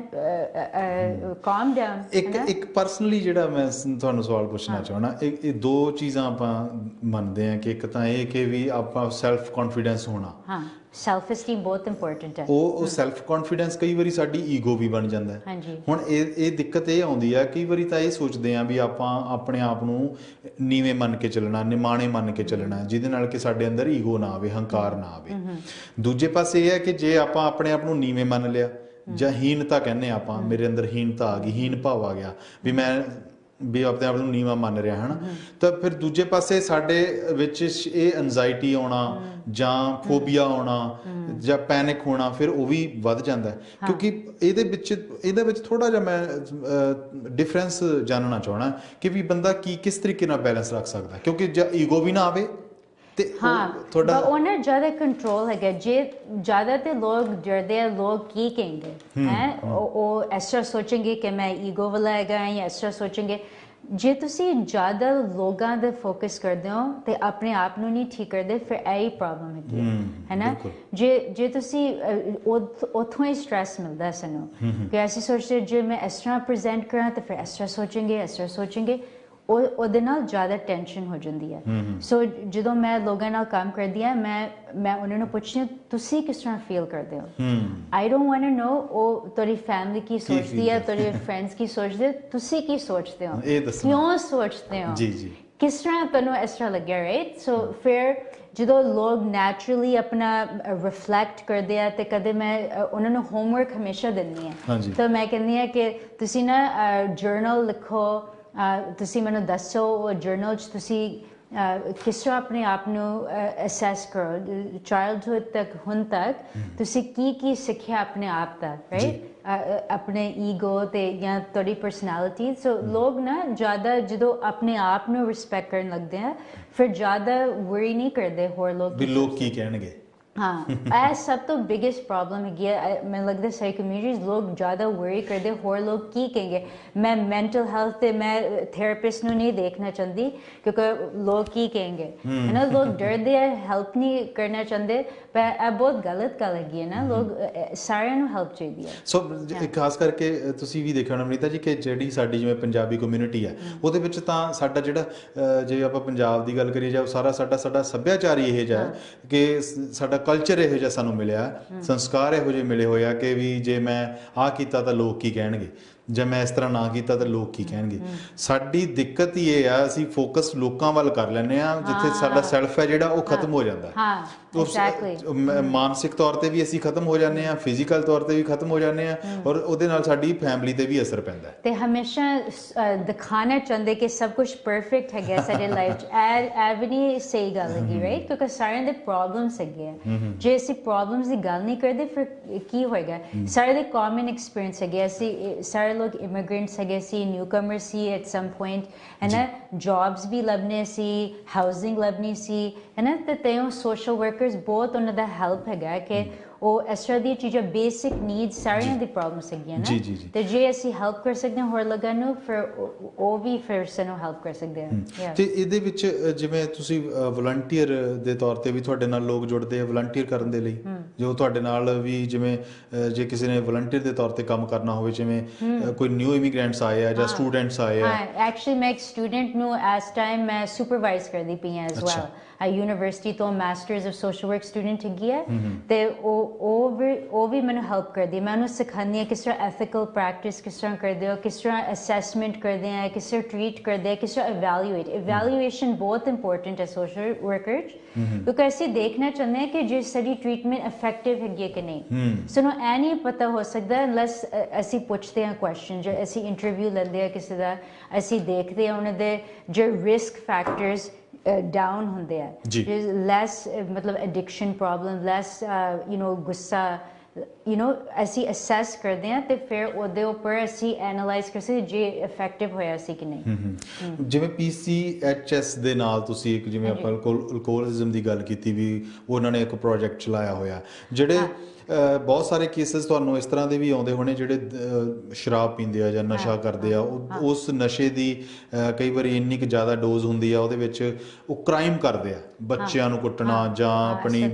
ਵਾਈਫ ਨੂੰ ਕੁੱਟਣਾ ਜਾਂ ਪਰਿਵਾਰ ਦੇ ਫਾਈਨੈਂਸ਼ੀਅਲ ਵੀ ਪ੍ਰੋਬਲਮ ਹੋ ਸਕਦੀਆਂ ਬਿਲਕੁਲ ਸੋ ਉਹਨੂੰ ਤੁਸੀਂ ਕਿਵੇਂ ਹੈਂਡਲ ਕਰਦੇ ਹੋ ਹਾਂ ਸੋ ਪਹਿਲੇ ਤੇ ਮੋਟੀਵੇਸ਼ਨ ਅਸੈਸ ਕਰਨ ਵਾਸਤੇ ਬਹੁਤ ਇੰਪੋਰਟੈਂਟ ਹੈ ਕੋਈ ਲੋਕ ਮੋਟੀਵੇਟਡ ਵੀ ਨਹੀਂ ਹੈਗੇ ਮਤਲਬ ਉਹ ਚਾਹੁੰਦੇ ਵੀ ਕਹਿੰਦੇ ਮੇਰੇ ਤੇ ਕੋਈ ਪ੍ਰੋਬਲਮ ਹੀ ਨਹੀਂ ਹੈਗੀ ਮੈਂ ਸ਼ਰਾਬੀ ਨਹੀਂ ਹੈਗਾ ਕੋਈ ਪ੍ਰੋਬਲਮ ਨਹੀਂ ਹੈਗੀ ਕੋਈ ਐਬਸੋਲੂਟਲੀ ਐਕਸੈਪਟ ਨਹੀਂ ਕਰਨਾ ਚਾਹੁੰਦੇ ਬਟ ਉਹਨਾਂ ਦੀ ਫੈਮਿਲੀ ਨੂੰ ਪਤਾ ਹੈ ਸੋ ਅਸੀਂ ਨਾ ਫੈਮਿਲੀ ਨਾਲ ਕੰਮ ਕਰਦੇ ਹਾਂ ਇੰਟਰਵੈਂਸ਼ਨ ਉਹਨੂੰ ਕਹਿੰਦੇ ਆ ਫਿਰ ਸਾਰੇ ਫੈਮਿਲੀ ਮੈਂਬਰਸ ਬੈਠ ਕੇ ਗੱਲ ਕਰਦੇ ਕਿ ਕਿਸ ਤਰ੍ਹਾਂ ਉਹਨਾਂ ਨੂੰ ਕਿਸ ਤਰ੍ਹਾਂ ਇਫੈਕਟ ਹੋਇਆ ਉਹਨਾਂ ਨੂੰ ਕਿਸ ਤਰ੍ਹਾਂ ਅਸਰ ਹੋਇਆ ਜਿਸ ਤਰ੍ਹਾਂ ਬੱਚਾ ਐਕਸਪਲੇਨ ਕਰ ਸਕਦੇ ਕਿਸ ਤਰ੍ਹਾਂ ਉਹਨੂੰ ਹਰਟ ਹੁੰਦਾ ਤੇ ਡਿਫਰੈਂਟ ਫੈਮਿਲੀ ਮੈਂਬਰਸ ਉਹ ਪਰਸਨ ਨੂੰ ਐਕਸਪਲੇਨ ਕਰ ਸਕਦੇ ਆ ਕਿ ਕਿਉਂ ਉਹਨਾਂ ਨੂੰ ਚੇਂਜ ਕਰਨਾ ਚਾਹੀਦਾ ਫਿਰ ਜਦੋਂ ਮੋਟੀਵੇਟਡ ਹੈਗੇ ਆ ਆਪਸ਼ਨਸ ਕਾਫੀ ਹੈਗੇ ਆ ਡੀਟੌਕਸ ਹੈਗੀ ਆ ਟ੍ਰੀਟਮੈਂਟ ਹੈਗੀ ਆ ਕਾਫੀ ਜਿਸ ਤਰ੍ਹਾਂ ਆਪਸ਼ਨਸ ਹੈਗੇ ਆ ਬਈ ਇੱਕ ਤੇ ਮਾਡਲ ਹੈਗਾ ਅਸੀਂ AA ਮਾਡਲ ਕਹਿੰਦੇ ਆ ਉਹ ਐਲਕੋਹਲਿਕਸ ਅਨੋਨਿਮਸ ਹੋਇਆ ਜਾਂ NA ਜਿਹੜਾ ਨਾਰਕੋਟਿਕਸ ਅਨੋਨਿਮਸ ਤੇ ਇੱਕ ਹੈਗਾ ਹਾਰਮ ਰਿਡਕਸ਼ਨ ਮਤਲਬ ਕਿ ਤੁਸੀਂ ਹਲੇ ਸ਼ਰਾਬ ਪੀਂਦੇ ਹੋ ਬਟ ਤੁਸੀਂ ਬਸ ਕੱਟ ਕਰਦੇ ਪਏ ਹੋ ਮਤਲਬ ਸਿਗਰਟਸ ਵੀ ਕੱਟ ਕਰਦੇ ਹਾਂ ਸੋ ਅਸੀਂ ਨਾ ਕੋਚ ਕਰਦੇ ਹਾਂ ਲੋਕਾਂ ਨੂੰ ਕਿਸ ਤਰ੍ਹਾਂ ਉਹ ਕੱਟ ਮਤਲਬ ਲੈਸ ਹਾਰਮ ਆਪਣੇ ਬਾਡੀ ਜਿਸਮ ਨੂੰ ਕਰ ਸਕਦੇ ਹਾਂ ਲੈਸ ਹਾਰਮ ਫੈਮਿਲੀ ਨੂੰ ਕਰ ਸਕਦੇ ਹਾਂ ਅਸੀਂ ਉਹਨਾਂ ਨੂੰ ਜਿਸ ਤਰ੍ਹਾਂ ਡਿਫਰੈਂਟ ਰეკਮੈਂਡੇਸ਼ਨਸ ਜਾਂ ਟਿਪਸ ਸਿਖਾਉਂਦੇ ਹਾਂ ਹੌਲੀ ਫਿਰ ਉਹ ਮਤਲਬ ਇਸ 'ਚ ਕੋਈ ਵੱਡੀ ਦਿੱਕਤ ਨਹੀਂ ਹੈ ਪ੍ਰੋਬਲਮ ਨਹੀਂ ਹੈ ਕਿ ਉਹ ਸ਼ਰਾਬ ਜਾਂ ਕੋਈ ਨਸ਼ੇ ਨਹੀਂ ਛੱਡੇ ਜਾ ਸਕਦੇ ਆ यूजली तो कर सकते, कोई लोगों को मैडिकल ट्रीटमेंट चाहिए है। एक हैगी अजकल नलाक्सोन और मैडिकल डॉक्टर्स दिंदे पे, क्योंकि कोई लोग उन्होंने इन्नी खराब एडिक्शन हैगी है, उन्होंने बॉडी एक्चुअली शेक होंदी है और एपिलेप्टिक नशा नहीं करनगे। हाँ ਉਹਦੇ ਜ਼ਿਆਦਾ ਪ੍ਰੋਬਲਮ ਹੋ ਜਾਂਦੀ ਜੇ ਇੱਕਦਮ ਸਟਾਪ ਕਰਦੇ ਆ, ਹੈ ਨਾ, ਉਹਦਾ ਵੀ ਖਰਾਬ ਅਸਰ ਹੋ ਸਕਦਾ ਹੈ। ਸੋ ਡਿਪੈਂਡਿੰਗ ਉਹਨਾਂ ਦੀ ਪ੍ਰੋਬਲਮ ਕੀ ਹੈਗੀ ਹੈ, ਕਿੰਨਾ ਉਹਨਾਂ ਦਾ ਡਾਇਗਨੋਸਿਸ ਹੈਗਾ, ਡਾਕਟਰ ਨਾਲ ਮੈਂ ਹਮੇਸ਼ਾ ਕੰਸਲਟ ਕਰਦੀ ਹਾਂ, ਕਿਉਂਕਿ ਇਜ਼ ਵੈਰੀ ਇੰਪੋਰਟੈਂਟ ਕਿ ਅਸੀਂ ਉਹ ਵੀ ਦੇਖਦੇ ਹਾਂ ਨਾ ਬਾਇਓਲੋਜੀਕਲ ਜਿਹੜੇ ਫੈਕਟਰਸ ਹੈਗੇ ਆ, ਬਟ ਫਿਰ ਸੋਸ਼ਲ ਫੈਕਟਰਸ ਵੀ, ਸਾਈਕੋਲੋਜੀਕਲ ਫੈਕਟਰਸ, ਅਸੀਂ ਪੂਰਾ ਪਿਕਚਰ ਦੇਖ ਕੇ ਅਸੈਸ ਕਰਦੇ ਹਾਂ ਠੀਕ ਤਰ੍ਹਾਂ, ਤੇ ਫਿਰ ਅਸੀਂ ਉਹਨਾਂ ਨੂੰ ਰეკਮੈਂਡੇਸ਼ਨਸ ਦਿੰਦੇ ਹਾਂ। ਸੋ ਬਹੁਤ ਵਧੀਆ ਜਿਹੜੀ ਤੁਸੀਂ ਅੱਜ ਜਾਣਕਾਰੀ ਸਾਡੇ ਦਰਸ਼ਕਾਂ ਤੱਕ ਪਹੁੰਚਾਈ ਹੈ, ਔਰ ਮੈਨੂੰ ਲੱਗਦਾ ਕਿ ਆਉਣ ਵਾਲੇ ਦਿਨਾਂ ਦੇ ਵਿੱਚ ਆਪਾਂ ਫਿਰ ਕਿਸੇ ਨਾ ਕਿਸੇ ਖਾਸ ਟੌਪਿਕ ਦੇ ਉੱਪਰ ਗੱਲ ਕਰਾਂਗੇ, ਤਾਂ ਕਿ ਦਰਸ਼ਕਾਂ ਦੇ ਜ਼ਿਹਨ ਦੇ ਵਿੱਚੋਂ ਇਹ ਨਿਕਲ ਜਾਵੇ ਕਿ ਲੋਕ ਕੀ ਕਹਿਣਗੇ। ਜਿਹੜੀ ਕਿ ਸਾਡੀ ਕਮਿਊਨਿਟੀ ਦੀ ਸਭ ਤੋਂ ਵੱਡੀ ਪ੍ਰੋਬਲਮ ਹੈ ਕਿ ਉਹ ਫਲਾਨਾ ਕੀ ਕਹੂਗਾ, ਮੇਰੇ ਤਾਏ ਚਾਚੇ ਕੀ ਕਹਿਣਗੇ, ਉਹ ਦਿੱਕਤ ਤੋਂ ਬਾਹਰ ਅਸੀਂ ਕੱਢ ਸਕੀਏ। ਬਹੁਤ ਸਾਰੀਆਂ ਗੱਲਾਂ ਆਪਾਂ ਹੋਰ ਵੀ ਅਗਲੇ ਦਿਨਾਂ ਦੇ ਵਿੱਚ ਕਰਾਂਗੇ, ਪਰ ਮੈਂ ਜਾਣ ਲੱਗੇ ਕਿਉਂਕਿ ਤੁਸੀਂ ਮੈਡੀਟੇਸ਼ਨ ਦੇ ਤੌਰ ਤੇ ਵੀ ਲੋਕਾਂ ਨੂੰ ਕੋਚਿੰਗ ਦਿੰਦੇ ਹੋ ਵੀ ਕਿਸ ਤਰੀਕੇ ਦੇ ਨਾਲ ਮੈਡੀਟੇਸ਼ਨ ਕਰੀਏ, ਕੋਈ ਇੱਕ ਦੋ ਕੋਈ ਟਿਪਸ ਦੇਣਾ ਚਾਹੋ ਤਾਂ ਕਿ ਥੋੜਾ ਬਹੁਤਾ ਬੰਦਾ ਸ਼ਾਂਤ ਰਹਿ ਸਕੇ, ਕਿਉਂਕਿ ਮੈਂ ਪਹਿਲਾਂ ਵੀ ਜਾਣਨਾ ਚਾਹੁੰਦਾ ਸੀ, ਉਦੋਂ ਕਾਲ ਦੇ ਵਿੱਚ ਇੰਟਰਪਟ ਹੋ ਗਿਆ, ਤਾਂ ਕੋਈ ਟਿਪ ਦੇਣਾ ਚਾਹੂੰ ਤਾਂ। ਹਾਂ, ਮੇਨ ਚੀਜ਼ ਹੈਗੀ ਹੈ ਕਿ ਜਦੋਂ ਤੁਸੀਂ ਆਪਣੇ ਟ੍ਰਿਗਰਸ ਆਈਡੈਂਟੀਫਾਈ ਕੀਤੇ ਹੈ, ਫਿਰ ਇਮੀਡੀਏਟਲੀ ਜਦੋਂ ਤੁਸੀਂ ਉਹ ਫੇਸ ਕਰਦੇ ਹੋ ਨਾ, ਜੋ ਲੈਟਸ ਸੇ ਮੈਂ ਤੁਹਾਨੂੰ ਕਿਹਾ ਕਿ ਤੁਸੀਂ ਸਟੂਪਿਡ ਹੈਗੇ ਹੋ ਜਾਂ ਐਸਾ ਕੁਛ, ਮੈਂ ਇਸ ਤਰ੍ਹਾਂ ਕਿਹਾ ਹੈ ਨਾ, ਫਿਰ ਉਹ ਟ੍ਰਿਗਰ ਸ਼ਾਇਦ ਹੋ ਸਕਦਾ ਹੈ ਦੂਸਰੇ ਪਰਸਨ ਵਾਸਤੇ, ਤੇ ਇਮੀਡੀਏਟਲੀ ਜਦੋਂ ਤੁਹਾਡਾ ਟ੍ਰਿਗਰ ਹੁੰਦਾ ਨਾ, ਤੁਹਾਨੂੰ ਰੂਮ ਤੋਂ ਬਾਹਰ ਹੋਣਾ ਚਾਹੀਦਾ। ਜ਼ਿਆਦਾ ਤੁਸੀਂ ਆਪਣੇ ਟ੍ਰਿਗਰ ਨੂੰ ਫੇਸ ਕਰਦੇ ਹੋ, ਸਿਚੁਏਸ਼ਨ ਜਾਂ ਪਰਸਨ, ज़्यादा तुसी गुस्से होएंगे, है ना, तो एकदम तुसी एज सून एज तुसी यू कर सकते हो, तुसी दोनों टाइम आउट, असी टाइम आउट करते हैं, टाइम आउट करना चाहिए, तो फिर अपने आप में संभाल के थोड़ी जी ब्रीदिंग करके सोच के ठीक तरह किस तरह तुसी कम्यूनिकेट करना है, मतलब किस तरह तुसी एक्सप्लेन करना है कि तुहाडी फीलिंग्स क्यों हर्ट होए सी, यू नो की किता है दूसरे पर्सन ने, तुसी इस तरह एक्सप्लेन कर सकते, क्योंकि जे तुसी एकदम जवाब देंगे तुसी शायद कुछ और एक्स्ट्रा कर सकते, तुसी शायद तुसी कोई गाला दो या कुछ ਵੱਧ सकती है गाल ना, फिर वो असी अवॉइड करना चाहते हैं, स्पेशली जो बच्चे होंगे या इस तरह कोई वल्नरेबल एडल्ट्स होंगे, असी घट हार्म करना चाहते हैं, ए गोल साडा हैगा। सो वो मैं एडवाइस दे सकती कि मोस्ट इंपोर्टेंट चीज़ तुसी अपने ट्रिगर्स का पता चलो, ਤੇ ਆਲਸੋ ਕੋਈ ਲੋਕ ਜਦੋਂ ਸ਼ਰਾਬ ਬਹੁਤ ਪੀ ਲੈਂਦੇ ਉਹ ਕਾਫੀ ਗੱਲਾਂ ਕਰਦੇ ਆ ਤੇ ਕਦੇ ਕੁਝ ਕਹਿ ਸਕਦੇ ਜੇ ਹਰਟਫੁਲ ਕੋਈ ਹੋਏ ਚੀਜ਼, ਹੈ ਨਾ, ਤੇ ਜੇ ਤੁਹਾਨੂੰ ਪਤਾ ਕਿ ਇਹ ਤੁਹਾਡਾ ਰਿਸਕ ਹੈਗਾ ਕਿ ਸਰਟਨ ਚੀਜ਼ਾਂ ਤੁਸੀਂ ਕਰਦੇ ਹੋ, वर्क तो आंदे हो तो थोड़ा स्ट्रेस टेंशन ज़्यादा हैगा, फिर तुहानू कुछ कूल डाउन एक्टिविटी करनी चाहिए कर दे जान दे पहले, तो तुसी कसरत कर सकते हो, तुसी वॉक वास्ते जा सकते हो, कुछ होर अपना माइंड नू डिस्ट्रैक्ट करना चाहिए। जो तुसी डिस्ट्रैक्ट करते हो फिर जो तुसी घर परिवार जाएंगे फिर तुसी ज़्यादा अच्छी तरह तुसी गल कर सकते हो सारे नाल, क्योंकि अदरवाइज जो तुसी अपना टेंशन तुसी अनलोड नहीं कर देना ਫਿਰ ਉਹ ਹੋਰ ਲੋਕਾਂ ਨੂੰ ਇਫੈਕਟ ਹੋ ਸਕਦਾ ਹੈ। ਫਿਰ ਮਤਲਬ ਜੇ ਮੈਂ ਇਹਦੇ ਸਾਰੇ ਦਾ ਨਿਚੋੜ ਕੱਢਾਂ ਸਿੱਟਾ ਕੱਢਾਂ ਤਾਂ ਪੰਜਾਬੀ ਦੇ ਵਿੱਚ ਮੈਂ ਦਰਸ਼ਕਾਂ ਨੂੰ ਦੱਸਣਾ ਚਾਹੁੰਦਾ ਟ੍ਰਿਗਰ ਦੀ ਗੱਲ ਜਿਹੜੀ ਗੱਲ ਕਰ ਰਿਹਾ ਉਹ ਪੰਜਾਬੀ 'ਚ ਇਹ ਹੈ ਕਿ ਸਾਡੀ ਦੁੱਖ ਦੀ ਨਬਜ਼ ਕਿਹੜੀ ਹੈ, ਵੀ ਅਗਰ ਮੈਨੂੰ ਉਹਨੇ ਕੋਈ ਇਸ ਤਰ੍ਹਾਂ ਦਾ ਵਰਡ ਜਾਂ ਇਸ ਤਰ੍ਹਾਂ ਦਾ ਸ਼ਬਦ ਕਿਹਾ ਜਿਵੇਂ ਕੋਈ ਸਟੂਪਿਡ ਕਹਿਤਾ ਜਾਂ ਤੂੰ ਮੂਰਖ ਹੈ ਤਾਂ ਉਹਦੇ ਨਾਲ ਮੈਨੂੰ ਗੁੱਸਾ ਆਉਂਦਾ। ਜਦੋਂ ਤੁਹਾਨੂੰ ਇਹ ਜਿਹਾ ਕੋਈ ਟ੍ਰਿਗਰ ਜਾਂ ਤੁਹਾਨੂੰ ਦੁੱਖ ਦੀ ਨਬਜ਼ ਪਤਾ ਲੱਗ ਗਈ ਵੀ ਆਹ ਸ਼ਬਦ ਤੋਂ ਮੈਨੂੰ ਗੁੱਸਾ ਆ ਰਿਹਾ, ਤੁਸੀਂ ਉਹ ਸ਼ਬਦ ਸੁਣਨ ਸਾਰ ਤੁਸੀਂ ਉਹ ਰੂਮ ਤੋਂ ਬਾਹਰ ਹੋ ਜਾਓ ਜਾਂ ਤੁਸੀਂ ਕਿਤੇ ਵੀ ਬੈਠੇ ਆ ਤਾਂ ਥੋੜ੍ਹੀ ਦੇਰ ਲਈ ਤੁਸੀਂ ਬਾਹਰ ਜਾ ਕੇ 5-4 ਮਿੰਟ ਦੇ ਲਈ ਸੋਚ ਕੇ ਵਿਚਾਰ ਕੇ ਫਿਰ ਅੰਦਰ ਆ ਜਾਓ, ਤਾਂ ਕਿ ਜਿਹੜਾ ਕਲੇਸ਼ ਵਧਣ ਲੱਗਿਆ ਸੀ ਜਾਂ ਲੜਾਈ ਵਧਣ ਲੱਗੀ ਸੀ ਤਾਂ ਉਹ ਉੱਥੇ ਹੀ ਸ਼ਾਂਤ ਹੋ ਜਾਵੇ। ਮੈਨੂੰ ਇਹ ਸਾਰੀ ਜਿਹੜੀ ਗੱਲ ਚਰਚਾ ਦਾ ਜਿਹੜਾ ਨਿਚੋੜ ਨਿਕਲਿਆ। ਤਾਂ ਆਪਾਂ ਆਉਣ ਵਾਲੇ ਦਿਨਾਂ ਦੇ ਵਿੱਚ ਵਿਨੀਤਾ ਜੀ ਫਿਰ ਕੋਈ ਨਾ ਕੋਈ ਖਾਸ ਵਿਸ਼ੇ ਤੇ ਗੱਲ ਕਰਾਂਗੇ। ਅੱਜ ਦੇ ਲਈ ਬਹੁਤ ਬਹੁਤ ਸ਼ੁਕਰੀਆ, ਸਟੂਡੀਓ ਦੇ ਵਿੱਚ ਆ ਕੇ ਬੜੀ ਅਨਮੁੱਲੀ ਜਾਣਕਾਰੀ ਦਿੱਤੀ, ਬਹੁਤ ਬਹੁਤ ਧੰਨਵਾਦ ਤੁਹਾਡਾ। ਔਰ ਦਰਸ਼ਕੋ ਤੁਹਾਡਾ ਵੀ ਬਹੁਤ ਬਹੁਤ ਧੰਨਵਾਦ, ਸ਼ੁਕਰੀਆ। ਔਰ ਇਸੇ ਤਰੀਕੇ ਦੇ ਨਾਲ ਵਿਜ਼ਨ ਪੰਜਾਬ ਟੀਵੀ ਦੇਖਦੇ ਰਹੋ। ਵਿਜ਼ਨ ਪ੍ਰਾਈਮ ਟਾਈਮ ਦੇ ਦੇਖਣ ਲਈ ਔਰ ਵਿਜ਼ਨ ਪ੍ਰਾਈਮ ਟਾਈਮ ਸ਼ੋਅ ਨੂੰ ਪਿਆਰ ਦੇਣ ਦੇ ਲਈ ਬਹੁਤ ਬਹੁਤ ਅਸੀਂ ਆਭਾਰੀ ਹਾਂ। ਔਰ ਇਸੇ ਤਰੀਕੇ ਦੇ ਨਾਲ ਸੋਮਵਾਰ, ਮੰਗਲਵਾਰ, ਬੁੱਧਵਾਰ ਅਤੇ ਵੀਰਵਾਰ ਨੂੰ 7 ਤੋਂ 8 ਪ੍ਰੋਗਰਾਮ ਅਸੀਂ ਲੈ ਕੇ ਹਾਜ਼ਰ ਹੁੰਦੇ ਹਾਂ ਔਰ ਨਵੇਂ ਵਿਸ਼ੇ ਅਤੇ ਨਵੇਂ ਮਹਿਮਾਨ ਦੇ ਨਾਲ ਫਿਰ ਹਾਜ਼ਰ ਹੋਵਾਂਗੇ। ਤਦ ਤੱਕ ਦੇ ਲਈ ਸ਼ੁਕਰੀਆ, ਸ਼ੱਬਾ ਖੈਰ। ਸੁਨੀਲ ਗਰਗ। ਤੁਸੀਂ ਵੀ ਲੱਭ ਰਹੇ ਹੋ ਪ੍ਰਾਪਰਟੀ ਤਾਂ ਅੱਜ ਹੀ ਸੰਪਰਕ ਕਰੋ ਸੁਨੀਲ ਗਰਗ ਨੂੰ, ਜੋ ਕਿ ਵਿਨੀਪੈਗ ਮੈਨੀਟੋਬਾ ਵਿੱਚ ਬਾਇਰਸ ਤੇ ਸੈਲਰਸ ਨਾਲ ਹਰ ਪ੍ਰਾਈਸ ਪੁਆਇੰਟ ਤੇ